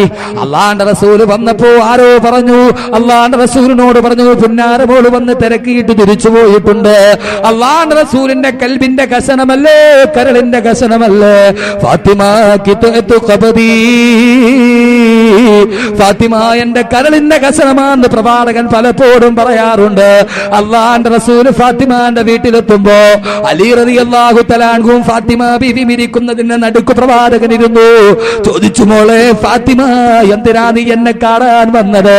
അള്ളാന്റെ റസൂലിന്റെ തന്റെ പ്രിയപ്പെട്ട പിതാവിന്റെ മുന്നിലേക്ക് ഫാത്തിമ ബീവി ചോദിക്കുന്നു. പിതാവേ ഇത് കണ്ടോ എന്ന് പറഞ്ഞ് തന്റെ കയ്യങ്ങ് നിവർത്തി കാണിക്കുമ്പോ കയ്യിലൂടെ രക്തം ധാരധാരയായി ഒഴുകുന്നത് കാണുമ്പോ അള്ളാന്റെ റസൂലിന് സഹിക്കാൻ കഴിയുമോ? പുന്നാര മോളായ ഫാത്തിമ തന്റെ പ്രിയപ്പെട്ട കരളിന്റെ കസനത്തിന്റെ കൈ കാണുമ്പോ അള്ളാന്റെ റസൂൽ ആ കയ്യിലോട്ട് സൂക്ഷിച്ചു നോക്കുമ്പോ പ്രവാചകന്റെ കണ്ണുകൾ നിറഞ്ഞു. ഏത് പൊന്നു കയ്യായത്, ഏത് പൊന്നുമ്മന ചെയ്ത കയ്യായത്? കഅബാലയത്തിന്റെ മുന്നിൽ എട്ടാംഗ പ്രണാമം ചെയ്ത് താൻ കിടക്കുമ്പോ മക്കാ ഖുറൈശികൾ ചീഞ്ഞളിഞ്ഞ ഒട്ടകത്തിന്റെ കുടൽമാല കൊണ്ടുവന്ന് കഴുത്തിലിടുമ്പോ എഴുന്നേക്കാൻ പോലും കഴിയാതെ ദുർഗന്ധം വമിക്കുന്ന ഒട്ടകത്തിന്റെ കുടൽമാല ഈ ശിരസിലേന്തി കഅബാലയത്തിന്റെ മുറ്റത്ത് കുനിഞ്ഞു കിടക്കുമ്പോ എല്ലാവരും അടുക്കാൻ പോലും എല്ലാവരും പേടിച്ചരണ്ടി നിൽക്കുമ്പോ ഓടി വന്നുകൊണ്ട് തന്റെ തരിവളയിട്ട കൈകൾ കൊണ്ട് ഫാത്തിമയാണ് പ്രവാചകന്റെ കുടൽമാലകൾ മാറ്റിയിട്ട് എഴുന്നേൽപ്പിക്കുക. ആളുകൾ മുഴുവനും അഴുക്കുകൾ വലിച്ചെറിയുമ്പോ ഏത് കൈകളാണോ തനിക്കത് കഴുകി വൃത്തിയാക്കി തന്നത്, വള്ളത്തോള് പറഞ്ഞതുപോലെ അയ്യയ്യോ മൺകൊണ്ട് അഭിഷിക്തനായി കഴിഞ്ഞുവല്ലോ മതസാർവഭൗമൻ. മണ്ണിൽ കുളിച്ചൊരു ഗജം കണക്കെ മന്ദം നടന്ന ഗൃഹത്തിലെത്തി. ആ അഴുക്കുകൾ മുഴുവനും കഴുകിക്കളഞ്ഞ തന്റെ ശിരസിലൂടെ തലോടിയ പൊന്ന് തരിവളയിട്ട കൈകളിലൂടെ രക്തമൊഴുകുന്നത് കാണുമ്പോ അള്ളാന്റെ റസൂലിന് സഹിക്കാൻ കഴിയുന്നില്ല. പ്രവാചകന്റെ കണ്ണുകളിലൂടെ കണ്ണുനീരിട്ടിട്ട് താടോട്ട് വീഴുമ്പോ ഫാത്തിമ നോക്കുമ്പോ പൊന്നുപ്പാ കരയുകയാണ്. എന്താണുപ്പാ കരയുന്നതെന്ന് ചോദിക്കുമ്പോ അള്ളാന്റെ റസൂല് പറഞ്ഞു, മോളെ ഫാത്തിമ, ഭൗതികമായ ജീവിതത്തിന്റെ കട്ടപ്പാട് തീരാ നീ എന്നോട് വേലക്കാൻ ആവശ്യപ്പെടാൻ വന്നതാണെങ്കിൽ മോളെ ഫാത്തിമ, നിനക്ക് ഞാനൊരു കാര്യം പറഞ്ഞു തരാം. വേലക്കാരെക്കാളേറെ ദുനിയാവിലും ആഖിറത്തിലും നിനക്കത് ഖൈറാണ് മോളെ എന്ന് പറഞ്ഞിട്ട് അള്ളാന്റെ റസൂൽ അലി റളിയല്ലാഹു തആല അൻഹുവിനെ സാക്ഷിയാ. അലി റളിയല്ലാഹു തആല അൻഹു സാക്ഷി നിർത്തിയിട്ട് പ്രവാചകൻ പറയുന്നു, മോളെ ഫാത്തിമ, നിനക്ക് ഞാനൊരു കാര്യം പറഞ്ഞു തരാം. ദുനിയാവിലും ആഖിറത്തിലും നിനക്കത് ഖൈറാണ് മോളെ എന്ന് പറഞ്ഞിട്ട് പറയുന്നു, കിടക്കാൻ വേണ്ടി നീ വിരിപ്പിലേക്ക് പോകുന്നതിന് മുമ്പ് ആയത്തുൽ കുർസിയും ഫാത്തിഹയും ഓതിയതിനു ശേഷം നീ 33 പ്രാവശ്യം സുബ്ഹാനല്ലാഹ് പറഞ്ഞോ, 33 പ്രാവശ്യം അൽഹംദുലില്ലാഹ് എന്ന് പറഞ്ഞോ, 34 പ്രാവശ്യം അല്ലാഹു അക്ബർ എന്ന് പറഞ്ഞിട്ട് കിടന്നുറങ്ങിക്കോ. ദുനിയാവിലും ആഖിറത്തിലും ഇതിനേക്കാൾ നിനക്ക് ഖൈറാണ് മോളെ എന്ന് ആദരവായ നബി മുഹമ്മദ് മുസ്തഫ അല്ലാഹുവിന്റെ പ്രവാചകൻ ഇത് പറയുമ്പോ എന്റെ പ്രിയപ്പെട്ട സഹോദരങ്ങളെ, അലി റളിയല്ലാഹു തആല അൻഹുവിനെ സാക്ഷിയാണ്. പിൽക്കാലത്ത് അലി റളിയല്ലാഹു തആല അൻഹു പറയാറുണ്ടായിരുന്നു, അത്രേ അല്ലാഹുവിന്റെ പ്രവാചകൻ ഈ ദിക്ർ പഠിപ്പിച്ചു തന്നതിനു ശേഷം മരിക്കുന്നത് വരെ ഈ ദിക്ർ ഞാൻ ഉപേക്ഷിച്ചിട്ടില്ല. എന്റെ ജീവിതത്തിൽ ഏതൊക്കെ വിഷമങ്ങൾ ഉണ്ടായാലും ഞാൻ ഈ ദിക്ർ പതിവായിട്ട് ചൊല്ലും. എന്റെ ജീവിതത്തിൽ അലി റളിയല്ലാഹു തആല അൻഹു പറയുകയാ, എന്റെ ജീവിതത്തിൽ എനിക്ക് ഏറ്റവും കൂടുതൽ ബുദ്ധിമുട്ടുണ്ടായ ദിവസമാണ് സിഫീൻ യുദ്ധം നടക്കുന്ന ദിവസം. എന്റെ ജീവിതത്തിന്റെ താളക്രമം തന്നെ മാറിപ്പോകുമോ എന്ന് ഞാൻ ഭയപ്പെട്ടു പോയ ദിവസമാ. ആ സമയത്ത് പോലും ഞാൻ ഈ ദിക്ർ ഉപേക്ഷിച്ചിട്ടില്ലെന്ന് ബഹുമാനപ്പെട്ട സയ്യിദുനാ അലിയുൽ മുർത്തള ജീവിതത്തിന്റെ കട്ടപ്പാടുകളിൽ നട്ടം തിരിയുമ്പോഴും മോളെ സുബ്ഹാനല്ലാഹ് പറഞ്ഞോ എന്ന് പറഞ്ഞു കൊടുത്ത അല്ലാഹുവിന്റെ റസൂലിന്റെ ജീവിതം ഏത് വീട്ടിലായെന്നുള്ളത് ഭൗതിക ഭൗതികമായ ജീവിതത്തിന്റെ താളത്തിൽ പെട്ടുപോയിട്ട് കടൽ കടന്നെത്തിയ വിദേശ സംസ്കാരത്തെ കെട്ടിപ്പിടിക്കാനും വാരിപ്പുണരാനും ഈ സമുദായം തരുമ്പോ എന്റെ പ്രിയപ്പെട്ട മുസ്ലിം ചെറുപ്പക്കാരാ, നിങ്ങളോടാണ് ഞാൻ പറയുന്നത്. സിനിമാ താരങ്ങളെയും ക്രിക്കറ്റ് താരങ്ങളെയും കിടന്നുറക്കുന്ന ബെഡ്റൂമിന്റെ ചുമരുകളിൽ അവരെ ഫോട്ടോയും പതിച്ചിട്ട് അതും നോക്കിക്കൊണ്ട് കിടന്നുറങ്ങുന്ന മുസ്ലിം ചെറുപ്പക്കാരാ, ബോളിവുഡിന്റെയും ഹോളിവുഡിന്റെയും സിനിമാ താരങ്ങളെ ജീവിതത്തിന്റെ മനസ്സുകളിലേക്ക് ചിരപ്പതിട്ട് നേടിയ മുസ്ലിം ചെറുപ്പക്കാരാ, അതിൽ നിന്നെല്ലാം വലിച്ചെറിഞ്ഞിട്ട് അല്ലാഹുവിന്റെ റസൂലിനെ സ്നേഹിക്കാൻ, അല്ലാഹുവിന്റെ റസൂലിന് വേണ്ടി ജീവിക്കാൻ, പ്രവാചകന്റെ സുന്നത്തിന് മുറുകെ പിടിക്കാൻ, ശപിക്കപ്പെട്ട നിഷ്ക്രിയത്വത്തിന്റെ ഇരുണ്ട തുരുത്തുകൾ ചിന്താശേഷി പണയപ്പെടുത്തി പോയ മുസ്ലിം ചെറുപ്പക്കാരാ, അല്ലാഹുവിന്റെ റസൂലിന്റെ സുന്നത്ത് ജീവിതത്തിൽ ഉണ്ടാവ്. ആരെ പോലെ? ബഹുമാനപ്പെട്ട അബൂ ഹുദാഫ റളിയല്ലാഹു തആല അൻഹുവിനെ പോലെ. ആരാ അബൂ ഹുദാഫ എന്നറിയുമോ? ആരാ അബൂ ഹുദാഫ എന്നറിയുമോ? ആരാ അബൂ ഹുദാഫ എന്നറിയുമോ? ലോകത്തിന്റെ റോമാ ചക്രവർത്തിയുടെ തീന്മേശയുടെ മുന്നിൽ ഭക്ഷണം കഴിക്കാനിരിക്കുമ്പോ സർവാഡംബര വിഭൂഷിതരായി റോമാ ചക്രവർത്തി സർവപ്രതാപത്തോടെ എഴുന്നള്ളുമ്പോ ഭക്ഷണം കഴിക്കുന്നതിന്റെ ഇടയിൽ ഒരു പിടി ഭക്ഷണം താഴേക്ക് വീടുമ്പോ താഴെ വീണ ഭക്ഷണം ഇടത് കൈ കൊണ്ടെടുത്ത് വലത് കൈ കൊണ്ട് കഴിക്കുന്നത് പ്രവാചകന്റെ സുന്നത്താ. താഴെ വീണ ഭക്ഷണം ഇടത് കൈകൾ കൊണ്ടെടുത്ത് ശുദ്ധിയാക്കിയിട്ട് വലത് കൈ കൊണ്ട് കഴിക്കുമ്പോ റോമാ ചക്രവർത്തി ചാടി എഴുന്നേറ്റിട്ട് ദാരിദ്ര്യം കാണിക്കുന്നുവോ? റോമാ സാമ്രാജ്യത്തിന്റെ ഏകാധിപതിയുടെ മുന്നിൽ വന്നിട്ട് ചിത്രം കാണിക്കുന്നു. ഇത് മുഴുവനും നിനക്കുള്ളതാ, തറയിൽ കിടക്കുന്നത് പോലും പെറുക്കുന്നത് എന്തിനാന്ന് ആക്രോശിക്കുമ്പോ റോമാ സാമ്രാജ്യത്തിന്റെ രാജാവിന്റെ നെറുകയുടെ നേരെ ചൂണ്ടുവിരൽ ചൂടിയിട്ട് നീ എന്താ പറഞ്ഞത് എന്നെ ആക്രോശിക്കുന്നുവോ? നീ എന്റെ നേരെ അനതുറുക്കു സുന്നത്ത നബീന മുഹമ്മദിൻ സല്ലല്ലാഹു അലൈഹി വസല്ലം ബിഹാഉലായിൽ ഹംഖാ, അനതുറുക്കു സുന്നത്ത നബീന മുഹമ്മദിൻ സല്ലല്ലാഹു അലൈഹി വസല്ലം ബിഹാഉലായിൽ ഹംഖാ. ഈ പമ്പര വിഡ്ഢികൾക്ക് വേണ്ടി ഞാൻ എന്റെ പ്രവാചകന്റെ സുന്നത്തിനെ ഉപേക്ഷിക്കില്ലെന്ന് ആക്രോശിച്ച അബൂ ഹുദാഫയെ പോലെ ചെറുപ്പക്കാരാ, ചരിത്രത്തിന്റെ അബൂ ഹുദാഫയായി മാറ്. ശപിക്കപ്പെട്ട നിഷ്ക്രിയത്വത്തിന്റെ ഇരുണ്ട തുരുത്തുകൾ ചിന്താശേഷി പണയപ്പെടുത്തി അന്ധവിശ്വാസത്തിന്റെയും വിരാരാധനയുടെയും പള്ളിമേടകളിൽ ഉറക്കം നടിച്ചു പോയ മുസ്ലിം ചെറുപ്പക്കാരാ, ഉണരുക. പ്രവാചകന്റെ സുന്നത്തുമായി സർവ്വതും നാഥനിൽ സമർപ്പിച്ച് സർവമാന ബാത്തിലിനോടും സംവദിച്ച് സർവ്വതും മുഹമ്മദി സുന്നത്തിനെ മുറുകെ പിടിച്ച് ഇബ്രാഹിമി മില്ലത്തിനെ നെഞ്ചോട് ചേർത്ത് കർമ്മവീതിയിൽ ഇതിഹാസം രചിച്ച് അല്ലാഹുവിന്റെ പ്രബോധനത്തിന്റെ മാർഗത്തിലൂടെ മുന്നേറിയ തകർന്നടിയുന്ന ഇസങ്ങളുടെയും പിടിതെറിയപ്പെടുന്ന പ്രതിമകളുടെയും മൂകമായ ദീനവിലാപത്തിന്റെ നടുവ് ഇസ്ലാമിക പ്രവാചക സുന്നത്തിന്റെ ഏറ്റവും വലിയ സാക്ഷാത്കാരത്തിന്റെ കാവലാളായി മുന്നോട്ട് നടക്ക്. കദം കദം സുന്നത്തെ റസൂൽ पर चलो मिलेंगी जन्नत की रिजर्वेशन. ഓരോ കാലടിയും കദം കദം സുന്നത്തെ റസൂൽ पर चलो. ഓരോ കാലടിയും അല്ലാഹുവിന്റെ റസൂലിന്റെ സുന്നത്തനുസരിച്ചാകെ മിലേങ്കി ജന്നത്ത് കീ റിസർവേഷൻ. സ്വർഗ്ഗത്തിൽ നിനക്കൊരു സീറ്റ് ഉറപ്പാണെന്ന് ആപ്തവാക്യത്തിലൂടെ അല്ലാഹു നമുക്ക് തൗഫീഖ് ചെയ്ത് അനുഗ്രഹിക്കുമാറാകട്ടെ. അല്ലാഹുവിന്റെ പ്രവാചകന്റെ സുന്നത്ത് അത് ജീവിതത്തിലെ ഏറ്റവും വലിയ അമൂല്യ സമ്പത്തായി മുറുകെ പിടിക്ക്. അല്ലാഹു സുബ്ഹാനഹു വ തആല തൗഫീഖ് ചെയ്ത് അനുഗ്രഹിക്കുമാറാകട്ടെ. സഹോദരങ്ങളെ, ഒരൊറ്റ കാര്യം കൂടി നിങ്ങൾ അറിയുക. ബഹുമാനപ്പെട്ട കുത്തുബുൽ അഖ്താബ് അഹമ്മദ് അൽ കബീരി റിഫാഇ ഖദ്ദസല്ലാഹു സിറഹുൽ അസീസ്. ആരാ ബഹുമാനപ്പെട്ട സയ്യിദുനാ അഹമ്മദുൽ കബീർ റിഫാഇ? ആരാ സയ്യിദുനാ അഹമ്മദുൽ കബീർ റിഫാഇ? നാം എല്ലാവരും അല്ലാഹുവിന്റെ പ്രവാചകൻ നബി മുഹമ്മദ് മുസ്തഫ, നാം പ്രവാചകനെ കുറിച്ച് ധാരാളം കേൾക്കുന്നു. അള്ളാഹുവിന്റെ പ്രവാചകന്റെ സുന്നത്ത് ജീവിതത്തിൽ ഉണ്ടാക്കുക. അള്ളാഹു സുബ്ഹാനഹു വ തആല തൗഫീഖ് നൽകി അനുഗ്രഹിക്കുമാറാകട്ടെ. നാം എല്ലാവരും ദാടി വെക്കൽ അള്ളാഹിന്റെ പ്രവാചകന്റെ സുന്നത്താ, തൊപ്പി വെക്കൽ അള്ളാഹിന്റെ സുന്നത്താ, അള്ളാഹുവിന്റെ റസൂലിന്റെ സുന്നത്താ. പക്ഷെ നമ്മൾ തൊപ്പി വെക്കുവോ? തൊപ്പി വെച്ചാലും വെളിയിലോട്ട് ഇറങ്ങിയാൽ ആരും കാണാതെ നമ്മൾ തൊപ്പി അടക്കി പോക്കറ്റിൽ വെക്കും. കാരണം നമുക്ക് പേടിയാ തൊപ്പി വെച്ചിട്ട് വെളിയിലിറങ്ങാൻ. കാക്കിയിട്ട വേഷത്തിൽ പോസ്റ്റ്മാനെ കണ്ടാലും നമ്മുടെ മുട്ടു പറക്കും. അതാ നമ്മുടെ അവസ്ഥ. കാക്കിയിട്ട വേഷത്തിൽ പോസ്റ്റ്മാൻ എന്നാലും നമ്മുടെ മുട്ടു പറക്കും. ട്രാൻസ്പോർട്ട് ബസ്സിന്റെ കണ്ടക്ടറെ കണ്ടാലും മുട്ടുപറക്കുന്ന സമുദായമാണ് നമ്മൾ. തൊപ്പിയെടുത്തിട്ട് ആരും കാണാതെ ഊരി പോക്കറ്റിൽ വെക്കൂ, എങ്ങാനും തല പോയാലും. സഹോദരങ്ങളെ, അല്ലാഹുവിന്റെ റസൂലിന്റെ സുന്നത്ത് ജീവിതത്തിന്റെ തയ്യാറാകിൻ. മെഡിക്കൽ കോളേജുകളിൽ പോലും ദാടിയും തലപ്പാവും വെച്ച് രോഗികളെ ചികിത്സിക്കുന്ന ഡോക്ടർമാരുടെ കാലമാണിത്. പക്ഷേ നമുക്കോ? പക്ഷേ നമ്മുടെ അവസ്ഥയോ? എന്റെ പ്രിയപ്പെട്ട സഹോദരിമാരെ, അള്ളാഹിന്റെ പ്രവാചകന്റെ ഭാര്യമാരെ പോലെ നടക്കിൻ, തലമറച്ച് നടക്കിൻ. കൂടുതൽ അതൊക്കെ പറയാനുള്ള സമയം നമുക്കില്ല. ഇന്ന് നമ്മുടെ അവസാനത്തെ ദിവസമാണ്, ഒടുക്കത്തെ ദിവസമാണ്. തലമറക്കിൻ. നിങ്ങൾക്കറിയോ, ഈ പരിഷ്കാരമൊക്കെ വന്നത് പാരീസിൽ നിന്നാണ്. ആ പാരീസിലെ യൂണിവേഴ്സിറ്റികളിൽ LLBക്കും MBBSനും പഠിക്കുന്ന പെൺകുട്ടികൾ മുഴുവനും തലമറച്ചുകൊണ്ട് സ്കൂളിൽ പോകാൻ, ക്യാമ്പസുകളിൽ പോകാൻ ഞങ്ങൾക്ക് അവകാശം വേണമെന്ന് ആവശ്യപ്പെട്ടുകൊണ്ട് LLBക്ക് പഠിക്കുന്ന പാരീസിലെ തൊലിവെളുത്ത മദാമ പിള്ളേർ സത്യാഗ്രഹം നടത്തുന്നു. എന്തിനാണെന്നറിയോ? തലമറച്ച് കോളേജിൽ പോകാൻ. ഇവിടെയോ പാരീസിലെ LLBക്ക് പഠിക്കുന്ന കുട്ടികൾ പോലും സമരം തലമറച്ചുകൊണ്ട് ഞങ്ങൾക്ക് സ്കൂളിൽ പോകാൻ, കോളേജിൽ പോകാൻ അനുവാദം വേണം. ഇവിടെയോ 21 പ്രാവശ്യം SSLC എഴുതിയിട്ട് 210 മാർക്ക് തികച്ചു കിട്ടാത്ത മുസ്ലിം പെണ്ണിന് പർദ്ദ വേണ്ട. എന്നാലോചിച്ച് നോക്കി. ലോകത്തിന്റെ വിരോധാഭാസം. അതുകൊണ്ട് സഹോദരങ്ങളെ, പ്രവാചകന്റെ സുന്നത്തുണ്ടാവീൻ പൂർണ്ണമായി പറയാനുള്ള സമയമില്ല.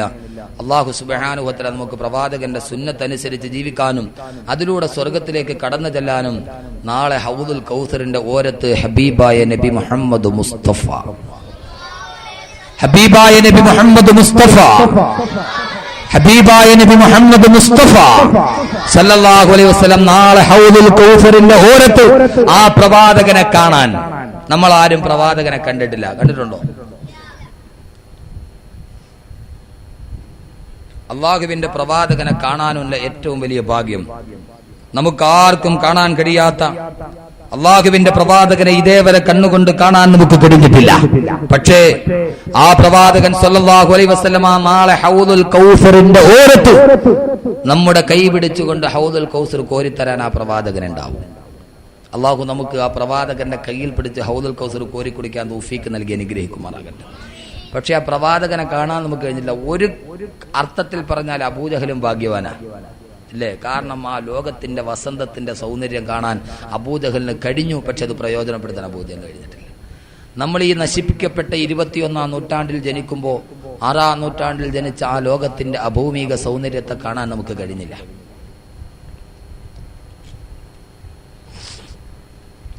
6-ാം നൂറ്റാണ്ടിലേക്ക് ഒരു തിരിച്ചുപോക്ക് നമുക്ക് കഴിയില്ല. അള്ളാഹുവിന്റെ പ്രവാചകനെ കാണാൻ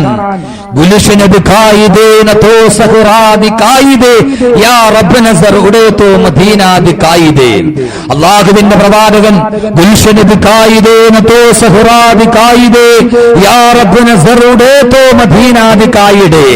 പുഷ്പോദ്യാനം കാണാൻ കൊതിച്ചവന് മരുഭൂമി കണ്ടിട്ട് കാര്യമുണ്ടോ? ഉണ്ടോ?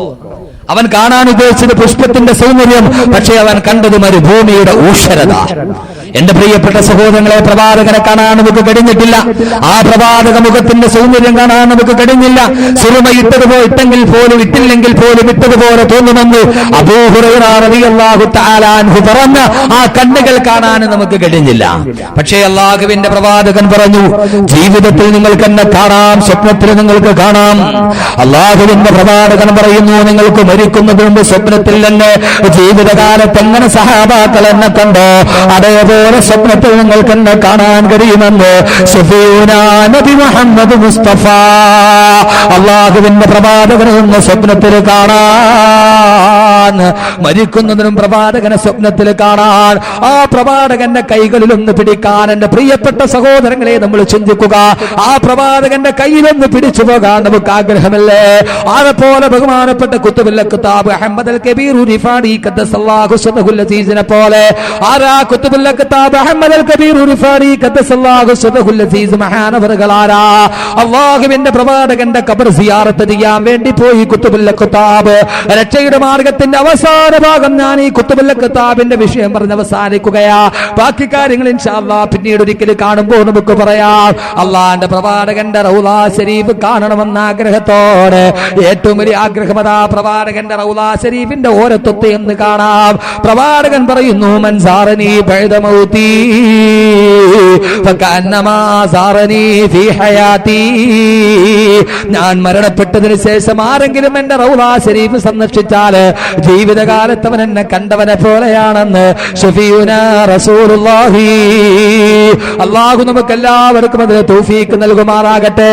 ആഗ്രഹം വെക്ക് സഹോദരങ്ങളെ, ഹജ്ജിന് പോകാനുള്ള നിയ്യത്ത് വെക്ക്, റൗള ശരീഫിലെത്താനുള്ള നിയ്യത്ത് വെക്ക്.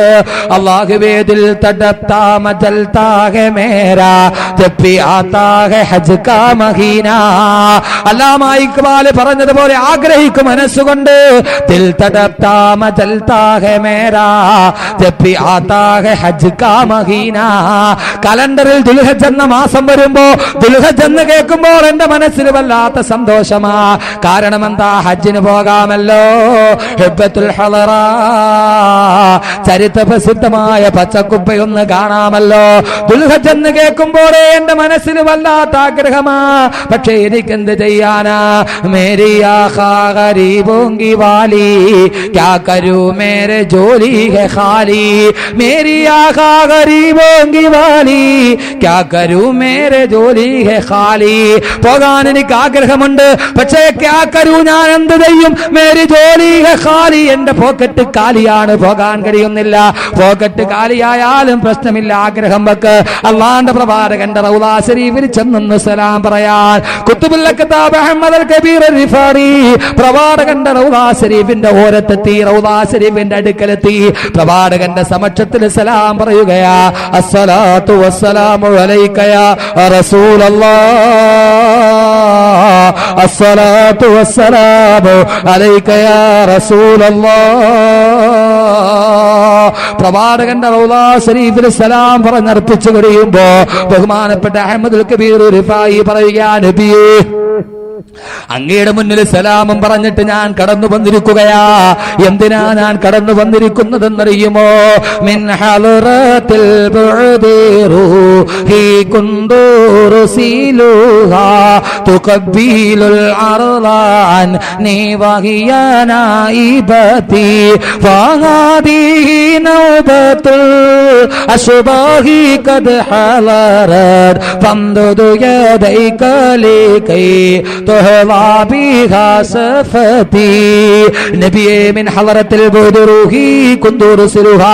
അങ്ങകലെ നിന്ന് ബഗ്ദാദിൽ നിന്ന് ഞാൻ അങ്ങയുടെ അടുക്കൽ വന്നിരിക്കുകയാ പലപ്പോഴും ഞാൻ അങ്ങനെ ബഗ്ദാദിൽ വെച്ച് എന്റെ ആത്മാവ് കൊണ്ട് ഞാൻ അങ്ങയുടെ റൗള ശരീഫ് സിയാറത്ത് ചെയ്ത് തിരിച്ചു പോയിട്ടുണ്ട് പക്ഷെ ഇപ്പോൾ ഇതാ എന്റെ ആത്മാവ് ശരീരവുമായി എന്റെ ദേഹവും ദേഹിയുമായിട്ട് ഞാൻ അങ്ങയുടെ സമക്ഷത്തിൽ വന്നിരിക്കുകയാ നബിയെ എന്തിനാ ഞാൻ വന്നതെന്നറിയുമോ എല്ലാവരെയും പോലെ കേവലം ഒരു സലാം പറഞ്ഞിട്ട് ദുഃഖനായി പോകാനല്ല നബിയേ പിന്നെ ഞാൻ വന്നത് എന്തിനാണെന്നറിയുമോ എന്റെ ജീവിതത്തിൽ ഒരു വലിയ ആഗ്രഹത്തിന്റെ പൂർത്തീകരണത്തിനാ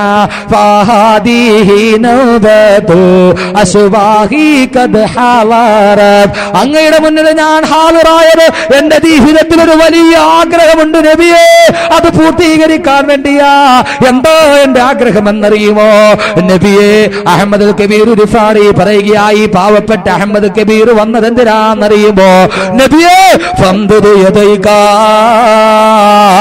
അങ്ങയുടെ ആ കൈയൊന്ന് ഉയർത്തി നബിയേ ഫംദുദു യദൈക അങ്ങയുടെ ആ റിസാലത്തിന്റെ കരങ്ങളൊന്ന് ഉയർത്തി നബിയേ ലികൈതുഹുമാ ബിഹാസബതി എന്റെ ചുണ്ടുകൾ കൊണ്ട് ഞാൻ ആ കയ്യിലൊരു മുത്തം തരട്ടെ നബിയേ ആ കയ്യിലൊരു മുത്തം തരട്ടെ നബിയേ ആ കൈയൊന്ന് ഉയർത്തി നബിയേ അലിയുൽ മുർത്തല ചുംബനം ചെയ്ത അങ്ങയുടെ കരങ്ങളുണ്ടല്ലോ യാ റസൂലല്ലാഹ് ഉമറുൽ ഫാറൂഖ് ചുംബനം ചെയ്ത അങ്ങയുടെ കരങ്ങളുണ്ടല്ലോ യാ റസൂലല്ലാഹ് അബൂബക്കർ സിദ്ദീഖ് ചുംബനം കൽപ്പിച്ച അങ്ങയുടെ കരങ്ങളുണ്ടല്ലോ യാ റസൂലല്ലാഹ് ഫാത്തിമത്തു സുഹ്റാനെ അങ്ങ് ചുംബനം ചെയ്ത ആ കരങ്ങളുണ്ടല്ലോ യാ റസൂലല്ലാഹ് ഫംദുദു യദൈക ആ കയ്യൊന്നുയർത്തി നബിയേ കയ്യൊന്നുയർത്തി നബിയേ ലകൈതുഹുലാ ബിഹാസബതി ഞാൻ എന്റെ ചുണ്ടുകൾ കൊണ്ടൊന്ന് ഞാൻ സിയാറത്ത് ചെയ്തെന്ന് പുത്തട്ട നബിയേ കാലം സാക്ഷി ചരിത്രം സാക്ഷി അഹ്മദ് അൽ കബീർ റിഫായി ഖദ്ദസല്ലാഹു സിർറഹുൽ അസീദ് ഇത് പറയുമ്പോ പ്രവാചകന്റെ റൗള ശരീഫിന്റെ ഉള്ളിൽ നിന്ന് ആ കരങ്ങൾ പൊന്തി വന്നിട്ട് അതിൽ കൊച്ചുകുട്ടികളെ പോലെ അഹ്മദ് അൽ കബീർ റിഫായി ഖദ്ദസല്ലാഹു സിർറഹുൽ അസീദ് ചുടുചുംബനം കൊടുത്തു തിരിച്ചു പോയെങ്കിൽ പ്രവാചകന്റെ പ്രിയപ്പെട്ട അനുയായികള് അല്ലാഹുവിന്റെ റസൂലിന്റെ കയ്യിൽ ഒരു ചുംബനം കൊടുക്കാൻ ആ പ്രവാചകനെ മരണത്തിന് മുമ്പ് സ്വപ്നത്തിൽ കാണാൻ അല്ലാഹു നമുക്ക് തൗഫീഖ് നൽകുമാറാകട്ടെ എല്ലാവരും അങ്ങനെ ഒരു നിയ്യത്ത് മനസ്സിൽ വെക്ക് ഇത് അവസാന ദിവസത്തെ സലാത്തിന്റെ മജ്ലിസാ പോരിശയുള്ള അനേകം അനുഗ്രഹമുള്ള കറാമത്തുകളുള്ള സലാത്തിന്റെ മജ്ലിസാ എല്ലാവരും മനസ്സിൽ അങ്ങനെ ഒരു നിയ്യത്ത് വെക്ക് അല്ലാഹുവിന്റെ നബിയെ മരിക്കുന്നതിനും ഒന്ന് സലാം പറഞ്ഞിട്ട് അങ്ങേ സ്വപ്നത്തിലൊന്ന് കാണാൻ ഞങ്ങൾക്ക് ആഗ്രഹമുണ്ട് ഓരോ ആണും പെണ്ണും അങ്ങനെ ഒരു നെയ്യത്ത് വെക്ക്. എന്നിട്ട് ആ പ്രവാചകൻ സല്ലല്ലാഹു അലൈഹി വസല്ലമയുടെ മുന്നിലേക്ക് സലാത്തുകൾ അർപ്പിക്ക. ഇപ്പോൾ നമ്മൾ നിൽക്കുന്നത് ഈ വേളാവൂർ പള്ളിയുടെ പരിസ്ഥിതിയിലല്ല, നമ്മൾ നിൽക്കുന്നത് വേളാവൂരുമല്ല. നമ്മുടെ മനസ്സ് പ്രവാചകന്റെ റൗള ശരീഫിന്റെ മുന്നിലെത്തട്ടെ. മനസ്സിൽ കണ്ണിന്റെ മുന്നിൽ നാം റൗള ശരീഫ് കാണട്ടെ. അതിലടക്കം ചെയ്യപ്പെട്ട നമ്മുടെ പ്രവാചകനെയും നാം കാണട്ടെ. റൗള ശരീഫിന്റെ മനസ്സുകൊണ്ട് കാതങ്ങളകലെ, ആയിരക്കണക്കിന് കാതങ്ങളകലെ മുത്തു മുസ്തഫാന്റെ കബറിടത്തിന്റെ മുന്നിലാ ഞാനെന്ന് മനസ്സുകൊണ്ട് നെയ്യത്ത് ചെയ്യ. മറ്റെല്ലാ ചിന്തകളും വെടിയ്, മറ്റെല്ലാ ചിന്തകളും കളയ്. അല്ലാഹുവിന്റെ റസൂലിന്റെ നീ റൗള ശരീഫിന്റെ മുന്നിലാന്ന് കരുത്. എന്നിട്ട് ആ പ്രവാചകനോട് പറയുക, സയ്യിദ് സാദാതി ജിതുക ഖാസിദാ അർജൂ ഹിമക ഫലാ തുഖയ്യിബ് മഖ്സദി യാ സയ്യിദ് സാദാതി ജിതുക ഖാസിദാ അർജൂ ഹിമക ഫലാ തുഖയ്യിബ് മഖ്സദി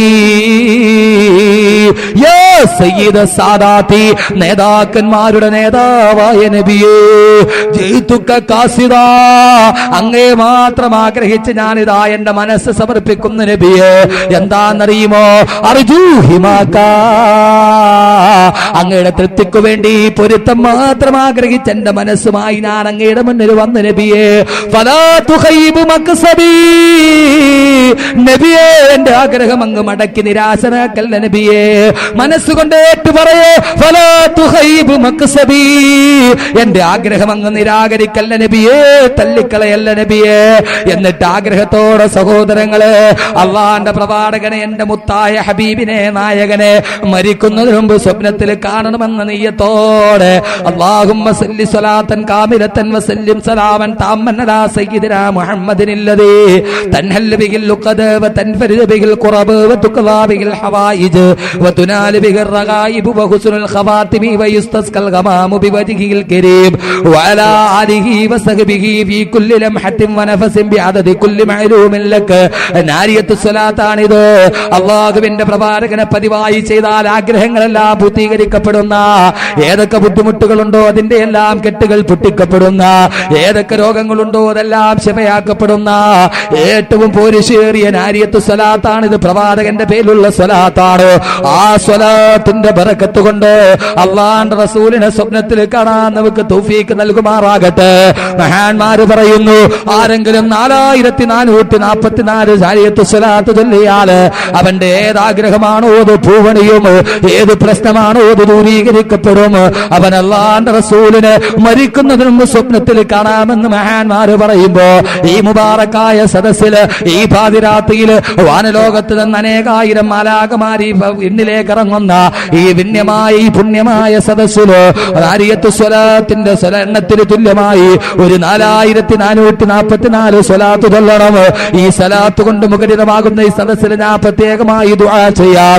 ഈ സദസ്സിൽ വെച്ച് നാരിയത്തു സ്വലാത്തിന്റെ എണ്ണത്തിന് തുല്യമായി ഒരു 4444 രൂപ അല്ലാഹുവിന്റെ പള്ളിക്ക് വേണ്ടി അവസാന സദസ്സാണ്, ദുആന്റെ സദസ്സാണ്.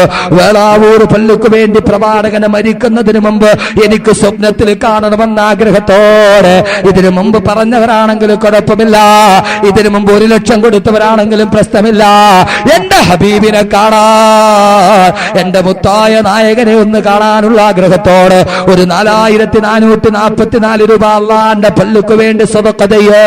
അല്ലാഹു സുബ്ഹാനഹു വ തആല ചെയ്യുന്ന ആളുകൾക്ക് മരിക്കുന്നതിന് മുമ്പ് പ്രവാചകനെ ഒന്ന് കാണാൻ, ആ കയ്യിൽ പിടിച്ച് ഹൗദുൽ കൗസർ കോരി കുടിക്കാൻ അല്ലാഹു തൗഫീഖ് നൽകി അനുഗ്രഹിക്കുമാറാകട്ടെ. ഹുദ്ഹുദന രാവിലെ ഈ പക്ഷി പറന്നു പോകും, വൈകുന്നേരമാകുമ്പോൾ ന്യൂസുകളൊക്കെ കൊണ്ടുവന്ന് ഇവിടെ കൊണ്ടുവന്ന് കൊടുക്കും. ഒരു ദിവസം സുലൈമാൻ നബി സന്ധ്യയായിട്ടും ഹുദ്ഹുദ് പോയ പക്ഷി തിരിച്ചു വന്നിട്ടില്ല. സുലൈമാൻ നബിക്ക് ദേഷ്യം വന്നു. ഹുദ്ഹുദ് എവിടെ പോയി? ഖുർആൻ പറയുന്ന കഥയായത്.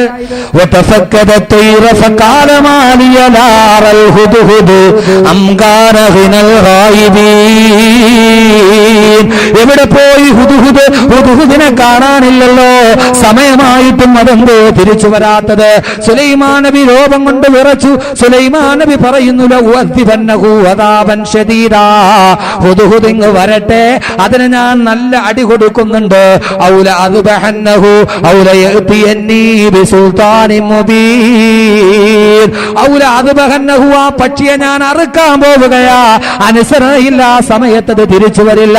സുലൈമാൻ നബി കോപം കൊണ്ട് ഇങ്ങനെ വിറക്കുമ്പോ ഹുദ്ഹുദിനെ കാണുന്നില്ല, ഇങ്ങ് വരട്ടെ, രണ്ടടി കൊടുക്കണം, ഇല്ലെങ്കിൽ പണ്ടാരത്തിൽ നിന്ന് അറുത്തിട്ടേ ഉള്ളൂ. ദേഷ്യത്തിൽ ഇങ്ങനെ നിൽക്കുമ്പോ ഖുർആൻ വീണ്ടും പറയുന്നു ഫമക്കസ ഗൈറ ബഈദിൻ, ഒരൽപ്പം കഴിഞ്ഞപ്പോൾ ആകാശത്ത് ചിറകടി കേൾക്കുന്നു. ഹുദ്ഹുദ് എന്ന് പറയുന്ന സുലൈമാൻ നബിയുടെ മരം കൊത്തിയതാ ചിറകടിച്ച് പറന്നു വരുന്നു. വന്ന് ഹുദ്ഹുദ് പറയുന്നു സുലൈമാൻ നബിയെ ഫഖാല അഹുത്തു ബിമാലം ദുഹിത്തു ബിഹി, എന്നെ അടിക്കരുതേ, എന്നെ കൊല്ലരുതേ. സുലൈമാൻ നബി എന്നെ അടിക്കാതിരുന്നാൽ അങ്ങ് അകലെ നിന്ന് നല്ല ചൂടുള്ളൊരു വാർത്തയുമായിട്ടാണ് ഞാൻ വന്നിരിക്കുന്നത്. ആ വാർത്ത നിങ്ങളോട് ഞാൻ പറഞ്ഞു തരാം. എന്നെ അടിക്കരുതേ, എന്നെ ശിക്ഷിക്കരുതേ. ഹുദ്ഹുദ് പറഞ്ഞു സുലൈമാൻ നബി എന്നെ അടിക്കരുത്, നല്ലൊരു ചൂട് വാർത്തയായിട്ടാണ് ഞാൻ വന്നിരിക്കുന്നത്, എന്നെ അടിക്കാതിരുന്നാ പറയാം. സുലൈമാൻ നബിയുടെ ദേഷ്യം തണുത്തു. സുലൈമാൻ നബി പറഞ്ഞു ശരി, നീ പറയ, ഞാൻ കേക്കട്ടെ. ഹുദ്ഹുദ് പറഞ്ഞു സുലൈമാൻ നബിയെ, ചൂടുള്ള വാർത്ത എന്താണെന്നറിയോ? വജിഅതുക മിൻ സബഇൻ ബിനബഇൻ യഖീൻ. സുലൈമാൻ നബി ഒരു ചൂടുള്ള വാർത്ത. സുലൈമാൻ നബി അലൈഹി സ്വലാത്തു വസ്സലാം കാത് ചേർത്തു. എന്താണ്? പെണ്ണുങ്ങളെ പോലെ വൈകുന്നേരം ഒരു ഫിത്ന കോർണർ ഉണ്ടാവുമല്ലോ, അവിടെ ഫിത്ന പറയും. ഇല്ലെങ്കിൽ പള്ളിയുടെ ഫ്രണ്ടിൽ, എല്ലാ പള്ളിയുടെ ഫ്രണ്ടിലും ഉണ്ടാവും ഒരു ചെറിയ തിണ്ണ, MFBകൾ ഇരിക്കുന്ന സ്ഥലം. എല്ലാ പള്ളിയിലും കുറെ MFBകൾ ഉണ്ടാവും. MFB എന്ന് പറഞ്ഞാൽ മൗലവി ഫാദിൽ ബാക്കവി, ഇത് മസ്ജിദ് ഫിത്ന ബോർഡ്. ഈ MFB എന്ന് പറഞ്ഞാൽ മസ്ജിദ് ഫിത്ന ബോർഡ്. പള്ളിയുടെ സിറ്റ് ഔട്ട് ഇരിക്കും. ഉസ്താദ് നിസ്കാരം കഴിഞ്ഞ് ഇറങ്ങുമ്പോൾ ഒരു ഷെയ്ഖ് അടുത്ത ഷെയ്ഖിനോട് പറയും, കണ്ട അങ്ങേരുടെ തുണി കണ്ട നിര്യാണിയുടെ താഴെ കിടക്കണം. മസ്ജിദ് ഫിത്ന ബോർഡ്, പരദൂഷണ കമ്മിറ്റി, പച്ചിറച്ചി തിന്നൽ ജോലി. സുബൈ നിസ്കാരത്തിന് ഇറങ്ങും, ഇശാ നിസ്കാരം വരെ പച്ചിറച്ചി നിന്നിട്ട് കയറി പോകും. നിസ്കരിക്കണ പ്രതിഫലം മുഴുവൻ. ഞങ്ങളുടെ ഉസ്താദ് കോയ ഉസ്താദ്, അല്ലാഹു സുബ്ഹാനഹു വ തആല ആരോഗ്യത്തിൽ ദീർഘായുസ്സ് കൊടുക്കട്ടെ, ഉസ്താദ് പറയാറുണ്ട്, ചില ആളുകൾ സുബൈക്ക് നിസ്കരിക്കാൻ വരും, നല്ല വെളുപ്പാൻ കാലത്ത് നിസ്കരിക്കാൻ വന്നിട്ട് ആ പ്രതിഫലം നിസ്കരിക്കാൻ വന്ന ആളുകൾക്ക് മുഴുവൻ കൊടുത്തിട്ട് അവരൊന്നുമില്ലാതെ കയറി പോകും. പരദൂഷണം പറഞ്ഞു. സഹോദരങ്ങളെ, സുലൈമാൻ നബി പറഞ്ഞു നീ ആ കാര്യം അങ്ങ് പറയേ. ഹുദ്ഹുദ് പറയാൻ തുടങ്ങിയ രഹസ്യം എന്താണെന്നറിയോ?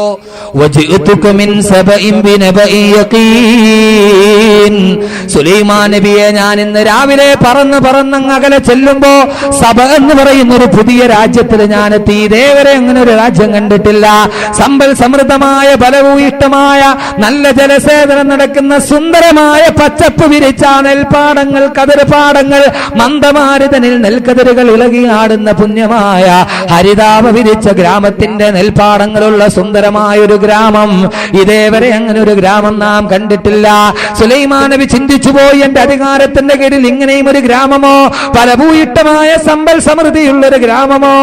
ബഹുമാനപ്പെട്ട സുലൈമാൻ നബി ചിന്തിക്കുമ്പോ ഹുദ്ഹുദ് തുടരുകയാ. സുലൈമാൻ നബിയെ, പ്രശ്നം അതൊന്നുമല്ല. ഇന്നീ വദതും റഅതൻ തംലികുഹും വഊതിയതു മിൻ കുല്ലി ശൈഇൻ വലഹാ അർശുൻ. സുലൈമാൻ നബി ആ ഗ്രാമം ഭരിക്കുന്നത് രാജാവല്ല, ഒരു പെണ്ണാണ് സുലൈമാൻ നബിയെ രാജ്യം ഭരിക്കുന്നത്. ബൽക്കീസ് എന്നാണ് നബി ആ പെണ്ണിന്റെ പേര്. ബൽക്കീസ് റാണിയാണ് സഭ ഭരിക്കുന്നത്. മാത്രമല്ല മറ്റൊരു പ്രത്യേകത കൂടിയുണ്ട്.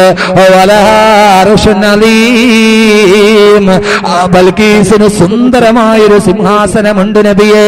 മരതകരത്നങ്ങൾ പതിച്ച, ഗോമേതകങ്ങൾ പതിച്ച, കണ്ടാൽ കണ്ണ് ചിമ്മിപ്പോകുന്ന സുന്ദരമായൊരു കുട്ടാരവും അതിലൊരു വലിയ ഒരു പീഠവുമുണ്ട് നബിയെ. ആ ബൽക്കീസ് ഇരിക്കുന്ന സിംഹാസനം അത് സുന്ദരമായൊരു സിംഹാസനമാണ് നബിയെ. സുലൈമാൻ നബി അത്ഭുതപ്പെട്ടു പോയി. ബൽക്കീസ് എന്ന് പറയുന്ന ഒരു രാജ്ഞിയാ ഭരിക്കുക, അവളുടെ സിംഹാസനം അത് കണ്ട ഇതേപോലെ ഒരു സിംഹാസനം കണ്ടിട്ടില്ല. സുലൈമാൻ നബി ലോക ചക്രവർത്തിയാ. സുലൈമാൻ നബിക്ക് അത്ഭുതമായി, ഇങ്ങനെയും ഒരു നാടോ എന്റെ അധികാരത്തിന്റെ കീഴിൽ. വീണ്ടും ഹുദ്ഹുദ് തുടരുന്നു. സുലൈമാൻ നബി, ഇതൊന്നുമല്ല പ്രശ്നം. വദതുഹാ വഖൗമഹാ യസ്ജുദൂന ലിശംസി മിൻ ദൂനില്ലാഹ്. ആ പെണ്ണും ആ രാജ്ഞിയും അവിടുത്തെ നാട്ടുകാരും അല്ലാഹുവിനെ ആരാധിക്കാത്തവരാണ് നബിയെ, സൂര്യാരാധകരാണ് നബിയെ. അവർ അല്ലാഹുവിനെ അനുസരിക്കാത്തൊരു ജനതയാണ്. സുലൈമാൻ നബി അത്ഭുതപ്പെട്ടു പോയി. പ്രവാചകനായ എന്റെ കീഴിൽ അല്ലാഹുവിനെ അനുസരിക്കാത്ത സൂര്യനെ ആരാധിക്കുന്ന ഒരു സമൂഹമോ? അവരെ ദഅവത്ത് ചെയ്തേ മതിയാകൂ, പ്രബോധനം ചെയ്തേ മതിയാകൂ. തന്റെ കീഴിൽ ഇങ്ങനെ ഒരു ജനതയോ? സുലൈമാൻ നബി അലൈഹി സ്വലാത്തു വസ്സലാം തന്റെ രാജസദസ്സ് വിളിച്ചുകൂട്ടി. സുലൈമാൻ നബി അലൈഹി സ്വലാത്തു വസ്സലാം തന്റെ രാജസദസ്സ് വിളിച്ചുകൂട്ടി. ബഹുമാനപ്പെട്ട സുലൈമാൻ നബി അലൈഹി സ്വലാത്തു വസ്സലാം എന്നിട്ട് ആ ഹുദ്ഹുദിനോട് പറയുന്നു, ഹുദ്ഹുദ്, നിനക്ക് ഞാനൊരു കത്തെഴുതി തരാം. ആ കത്ത് നീ ബൽക്കീസിന് കൊടുക്ക്. സുലൈമാൻ നബി ഒരു കത്തെഴുതി, ഇന്നഹു മിൻ സുലൈമാന വ ഇന്നഹു ബിസ്മില്ലാഹിർ റഹ്മാനിർ റഹീം. പരമകാരുണ്യകരും പരമദയാലുവുമായ അല്ലാഹുവിന്റെ നാമത്തിൽ സുലൈമാൻ നബി എഴുതുന്ന കത്താണിത്. ബൽക്കീസ് റാണിക്ക്, അല്ലാ തഅലു അലയ്യ വഅതൂനി മുസ്ലിമീൻ. എത്രയും പെട്ടെന്ന് മുസ്ലിമായിട്ട് നീ ഞങ്ങളുടെ മുന്നിലെത്തണം, എന്റെ മുന്നിലെത്തണം. അന്ത്യശാസനവുമായിട്ട് സുലൈമാൻ നബിയുടെ കത്ത് ഹുദ്ഹുദിന്റെ കയ്യിൽ കൊടുത്തുവിട്ടു. ഹുദ്ഹുദ് ഈ കത്തുമായിട്ട് ബൽക്കീസിന്റെ കൊട്ടാരത്തിൽ പറന്നെത്തി. സമയ ദൗർലഭ്യം കൊണ്ട് ചുരുക്കി പറയട്ടെ, ഹുദ്ഹുദ് ആ കൊട്ടാരത്തിന്റെ മുമ്പിലെത്തിയ ഹുദ്ഹുദ് സിംഹാസനത്തിന്റെ മുകളിലേക്ക് ഈ കത്തിട്ടു. എന്നിട്ട് ന്യൂസ് പിടിക്കാൻ വേണ്ടി സിംഹാസനത്തിന്റെ പുറകിൽ പോയി ഹുദ്ഹുദ് അങ്ങോട്ട് ഒളിച്ചിരുന്നു. ഹുദ്ഹുദ് എന്തെന്നറിയോ? ഈ കത്ത് കൊണ്ട് സിംഹാസനത്തിലിട്ടു. എന്നിട്ട് ഈ കത്ത് വായിച്ചിട്ട് ബൽക്കീസിന്റെ പ്രതികരണം എന്താണെന്നറിയാൻ സിംഹാസനത്തിന്റെ പുറകിൽ അങ്ങ് ഒളിച്ചിരുന്നു, ആരും കാണാതെ. ബൽക്കീസ് രാജ്ഞി വന്നു, നോക്കിയപ്പോൾ ഒരു കത്ത് എടുത്തു വായിച്ചു. ഇന്നഹു മിൻ സുലൈമാന വ ഇന്നഹു ബിസ്മില്ലാഹിർ റഹ്മാനിർ റഹീം. ഇത് കെട്ടുകഥയല്ല, ഖുർആൻ സൂറത്തുൻ നംല്, ഖുർആനാണിത്. അല്ലാ തഅലു അലയ്യ വഅതൂനി മുസ്ലിമീൻ. എത്രയും പെട്ടെന്ന് മുസ്ലിമായിട്ട് എന്റെ അടുക്കൽ വരണം, എത്രയും പെട്ടെന്ന് മുസ്ലിമായിട്ട് എന്റെ അടുക്കൽ വരണം. ബൽക്കീസ് രാജ്ഞി മന്ത്രിസഭ വിളിച്ചുകൂട്ടി. രാജ്ഞിയുണ്ട്, എല്ലാ മന്ത്രിമാരും വന്നു. വിദ്യാഭ്യാസ മന്ത്രി, പൊതുമരാമത്ത് മന്ത്രി, ധനകാര്യമന്ത്രി, മുഖ്യമന്ത്രി, മുക്കാത്ത മന്ത്രി, എല്ലാ മന്ത്രിമാരും ഒരുമിച്ച് കൂടി. എല്ലാ മന്ത്രിമാരും ഉണ്ട്. മുഖ്യമന്ത്രിയുണ്ട്, മുക്കാത്ത മന്ത്രിയുണ്ട്, പൊതുമരാമത്ത് ഉണ്ട്, മരാമത്ത് ഇല്ലാത്തതുകൊണ്ട് എല്ലാ മന്ത്രിമാരും. എന്നിട്ട് സുലൈമാൻ നബിയുടെ കത്ത് ചർച്ച ചെയ്യപ്പെടുകയാ. ഖുർആനാണ് ഇത് പറയുന്നത്, സൂറത്തുൻ നംല്. ഖാലത്ത് യാ അയ്യുഹൽ മലഉ, എന്റെ പ്രിയപ്പെട്ട മന്ത്രിമാരെ, ഇന്നി ഉൽഖിയ ഇലയ്യ കിതാബുൻ കരീം. ഒരു മാന്യനായ മനുഷ്യന്റെ കത്ത് കിട്ടിയിട്ടുണ്ട്. മുസ്ലിമായി ചെല്ലാൻ എന്താ ചെയ്യുക? നിങ്ങൾ എന്താണ് പറയുന്നത്? മുസ്ലിമായിട്ട് കീഴ്പ്പെടണോ? ബഹുമാനപ്പെട്ട ബൽക്കീസിനോട് മന്ത്രിമാര് പറയുന്നു, വേണ്ട.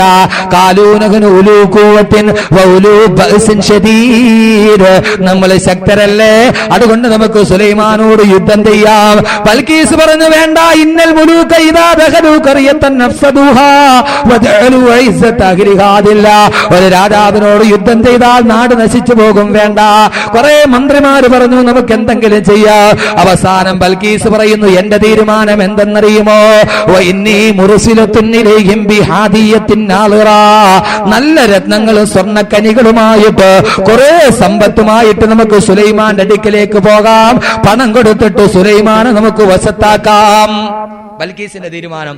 കുറെ സ്വർണ്ണക്കനികളും മരതക രത്നങ്ങളൊക്കെ ഒട്ടകപ്പുറത്ത് കയറ്റി ആയിരക്കണക്കിന് ഒട്ടകങ്ങളുടെ പുറകിൽ സ്വർണ്ണക്കനികളുമായി ബൽക്കീസും പരിവാരവും സുലൈമാൻ നബിയുടെ നാട്ടിലേക്ക് യാത്രയായി. മാസക്കണക്കിന് മാസങ്ങളോളം സഞ്ചരിക്കണം സുലൈമാൻ നബിയുടെ അടുക്കലെത്താൻ. ഇവിടെ നിന്ന് യാത്രയായി. ഈ സംഭാഷണം കേട്ടുകൊണ്ട് സിംഹാസനത്തിന്റെ പുറകിലിരുന്ന ഈ ഹുദ്ഹുദ് പക്ഷി പറന്നകുന്നു സുലൈമാൻ നബിയോട്, ഈ ഹോട്ട് ന്യൂസ് എന്ന് പെട്ടെന്ന് അവിടെ പോയി എത്തിക്കണം. അവിടെ ചെന്നിട്ട് സുലൈമാൻ നബിയോട് ഹുദ്ഹുദ് പറഞ്ഞു, സുലൈമാൻ നബിയെ, ബൽക്കീസും രാജ്ഞിയും സ്വർണത്തിന്റെ ഖജനാവുകളുമായി അങ്ങയെ വശീകരിക്കാൻ വേണ്ടി വരുന്നുണ്ട് എന്ന വാർത്തയും കൊടുത്തു. സുലൈമാൻ നബി ചോദിച്ചു, ലോക ചക്രവർത്തിയായ എന്നെ സ്വർണം കൊടുത്തിട്ട് വശത്താക്കാൻ പോകുന്നു അവള്. പെട്ടെന്ന് ഏതായാലും ഈ ബൽക്കീസിനെ ഒരു പാഠം പഠിപ്പിക്കണം. സദസ്സ് വിളിച്ചുകൂട്ടി സുലൈമാൻ നബി. സുലൈമാൻ നബിയുടെ സദസ്സിൽ ആരൊക്കെയുണ്ട്? മനുഷ്യരുണ്ട്, ജിന്നുകളുണ്ട്, പക്ഷികളുണ്ട്, പറവാദികളുണ്ട്, സർവ്വ ആളുകളുമുണ്ട്. സുലൈമാൻ നബി മന്ത്രിസഭ വിളിച്ചുകൂട്ടി. എന്നിട്ട് ബഹുമാനപ്പെട്ട സുലൈമാൻ നബി പറഞ്ഞു, ഇങ്ങനെ ബൽക്കീസ് ധാരാളം സമ്പത്തുകളുമായിട്ട് വരുന്നുണ്ട്. അവൾ ഇവിടെ എത്തിക്കഴിയുമ്പോൾ ഞാൻ അള്ളാന്റെ പ്രവാചകനാണെന്ന് ബൽക്കീസിന് മനസ്സിലാക്കാൻ ഒരു ഏറ്റവും വലിയ അത്ഭുത കർമ്മം നമുക്കിവിടെ കാണിച്ചു കൊടുക്കണം. ഹുദ്ഹുദ് എന്നോട് പറഞ്ഞു, അവളുടെ അവളുടെ അടുക്കൽ ഒരു നല്ല സ്വർണ്ണ സിംഹാസനം ഉണ്ട് എന്ന്. ആ സിംഹാസനം അവളുടെ കൊട്ടാരത്തിലാണ്. അവളും കൂട്ടരും യാത്ര പുറപ്പെട്ടു കഴിഞ്ഞു. സുലൈമാൻ നബി അലൈഹിസ്സലാത്തു വസ്സലാം സദസ്സിനോട് ചോദിക്കുകയാണ്. അള്ളാഹുവിന്റെ പ്രവാചകനായ സുലൈമാൻ നബി സദസ്സിനോട് ചോദിക്കുന്നു, ആരാണ് അയ്യുക്കും യഅ്തീനി ബി അർശിഹാ? ശ്രദ്ധിച്ചു കേൾക്കുക, കഥ കേൾക്കുന്ന രസത്തോടെ. അയ്യുക്കും യഅ്തീനി ബി അർശിഹാ, ആ ബൽക്കീസ് രാണി എന്റെ മുമ്പിൽ എത്തുന്നതിന് മുമ്പ് ആ ബൽക്കീസിന്റെ സ്വർണ്ണ സിംഹാസനം ആരാണ് എന്റെ കൺമുന്നിൽ എത്തിച്ചു തരിക? ബൽക്കീസ് ഇവിടെ എത്തുന്നതിന് മുമ്പ് ആ സ്വർണ്ണ സിംഹാസനം ഇവിടെ എത്തിച്ചു തരണം. സദസ്സിനോട് ആ ചോദ്യം. സദസ്സിൽ നിന്ന് ഇഫ്രീത്ത് എന്ന് പറയുന്ന ജിന്ന് എഴുന്നേറ്റ് വന്നു. ജിന്നുകളുടെ നേതാവായി ഇഫ്രീത്ത്. കേട്ടിട്ടുണ്ടോ ഇഫ്രീത്ത് എന്ന്? ഇഫ്രീത്ത് എന്ന് പറയുന്ന ജിന്ന് കേട്ടിട്ടില്ലേ? ഏഴാം ബഹറിന്റെ ഉള്ളിൽ ഒരു കുങ്കൊട്ട ഇഫ്രീത്ത് രാജനുറപ്പിച്ചേ, അതിനുള്ളിൽ 7001 പെൺകുടിമാരെ പത്തിനിമാരായി മുത്തലികത്തിൽ കുത്തിയിരിപ്പിച്ചേ. മോഹമായ കണ്ണാടിയിൽ ഒരു സുന്ദരിയെ ഞാൻ രക്ഷിച്ചേ, മോളെ കൊണ്ടുവരുമ്പോൾ ഇത്തിരി നിങ്ങളെ ഏൽപ്പിച്ചേ. ഇഫ്രീത്തിന്റെ കഥ മോയിൻകുട്ടി വൈദ്യന്റെ കഥയിൽ പാട്ടിലേക്ക് കേൾക്കാം. ആ ഇഫ്രീത്ത് എഴുന്നേറ്റ് നിന്നിട്ട് പറഞ്ഞു, സദസ്സിൽ നിന്നു ഇഫ്രീത്ത് എന്ന് പറയുന്ന ജിന്നുകളുടെ രാജാവ് എഴുന്നേറ്റ് നിൽക്കുകയാ. ഖുർആൻ തന്നെ പറയട്ടെ ഇനി എന്താണ് സംഭവമെന്ന്. ഖാല ഇഫ്രീത്തും മിനൽ ജിന്നി അനാ ആതീക ബിഹി ഖബല അൻ തഖൂമ മിൻ മഖാമിക വ ഇന്നി അലൈഹി ലഖവിയ്യുൻ അമീൻ. ഇഫ്രീത്ത് എന്ന ജിന്നിന്റെ രാജാവ് പറയുന്നു, സുലൈമാൻ നബിയെ, അങ്ങിരിക്കുന്ന സ്ഥലത്ത് നിന്നും എഴുന്നേക്കുന്ന ഒരു നിമിഷത്തിന്റെ ഉള്ളില് 1000കണക്കിന് കിലോമീറ്റർ അകലെയുള്ള ബൽക്കീസിന്റെ സിംഹാസനം ഞാൻ കൊണ്ടുവന്നു തരാൻ നബിയെ. സുലൈമാൻ നബി പറഞ്ഞു, പറ്റില്ല, അതിനേക്കാൾ വേഗത്തിൽ ആരാ കൊണ്ടുവരിക? സദസ്സൊന്നടങ്കം കണ്ണോട് നോക്കുകയാ. ജിന്നുകൾക്ക് പോലും കഴിയാത്തത് ആരാ കൊണ്ടുവരാൻ കഴിയുന്നത്? സദസ് അങ്ങോട്ട് നിശബ്ദമാകുമ്പോ അതാ സദസ്സിന്റെ മൂലയിൽ നിന്നൊരു മനുഷ്യൻ എഴുന്നേറ്റ് നിൽക്കുകയാ. കാലല്ലദീ ഇൻദഹു ഇൽമും മിനൽ കിതാബ്, അല്ലാഹുവിന്റെ തൗറാത്ത് എന്ന ഗ്രന്ഥത്തിൽ അവഗാഹമുള്ളൊരു പണ്ഡിതനാ. അദ്ദേഹത്തിന്റെ പേര് ആസിഫ് ഇബ്നു ബർഖയ എന്ന. അദ്ദേഹം ചാടി എഴുന്നേറ്റ് നിൽക്കുന്നു. എന്നിട്ട് പറയുന്നു, സുലൈമാൻ നബിയേ, അന ആതീക ഇലൈക ഖബല അൻ യർതദ്ദ ഇലൈക തർഫുക. അങ്ങയുടെ കണ്ണടച്ചെന്ന് ചിമ്മി തുറക്കുന്ന ഒരു നിമിഷാർദ്ധത്തിന്റെ ഉള്ളിൽ ഞാൻ ആ സിംഹാസനം കൊണ്ടുവന്ന് തരാൻ നബിയേ. ഇത് കേട്ട് ജിന്നുകൾ ഊറിച്ചിരിച്ചു. ജിന്നിന് കഴിയാത്തത് മനുഷ്യന് കഴിയുമോ? പ്രകാശം കൊണ്ട് സൃഷ്ടിക്കപ്പെട്ട ജിന്നിന് പോലും കഴിയാത്ത വേഗത്തിൽ 1000കണക്കിന് കിലോമീറ്റർ അകലെയുള്ള ബൽക്കീസിന്റെ സിംഹാസനം എങ്ങനെയാ വരിക?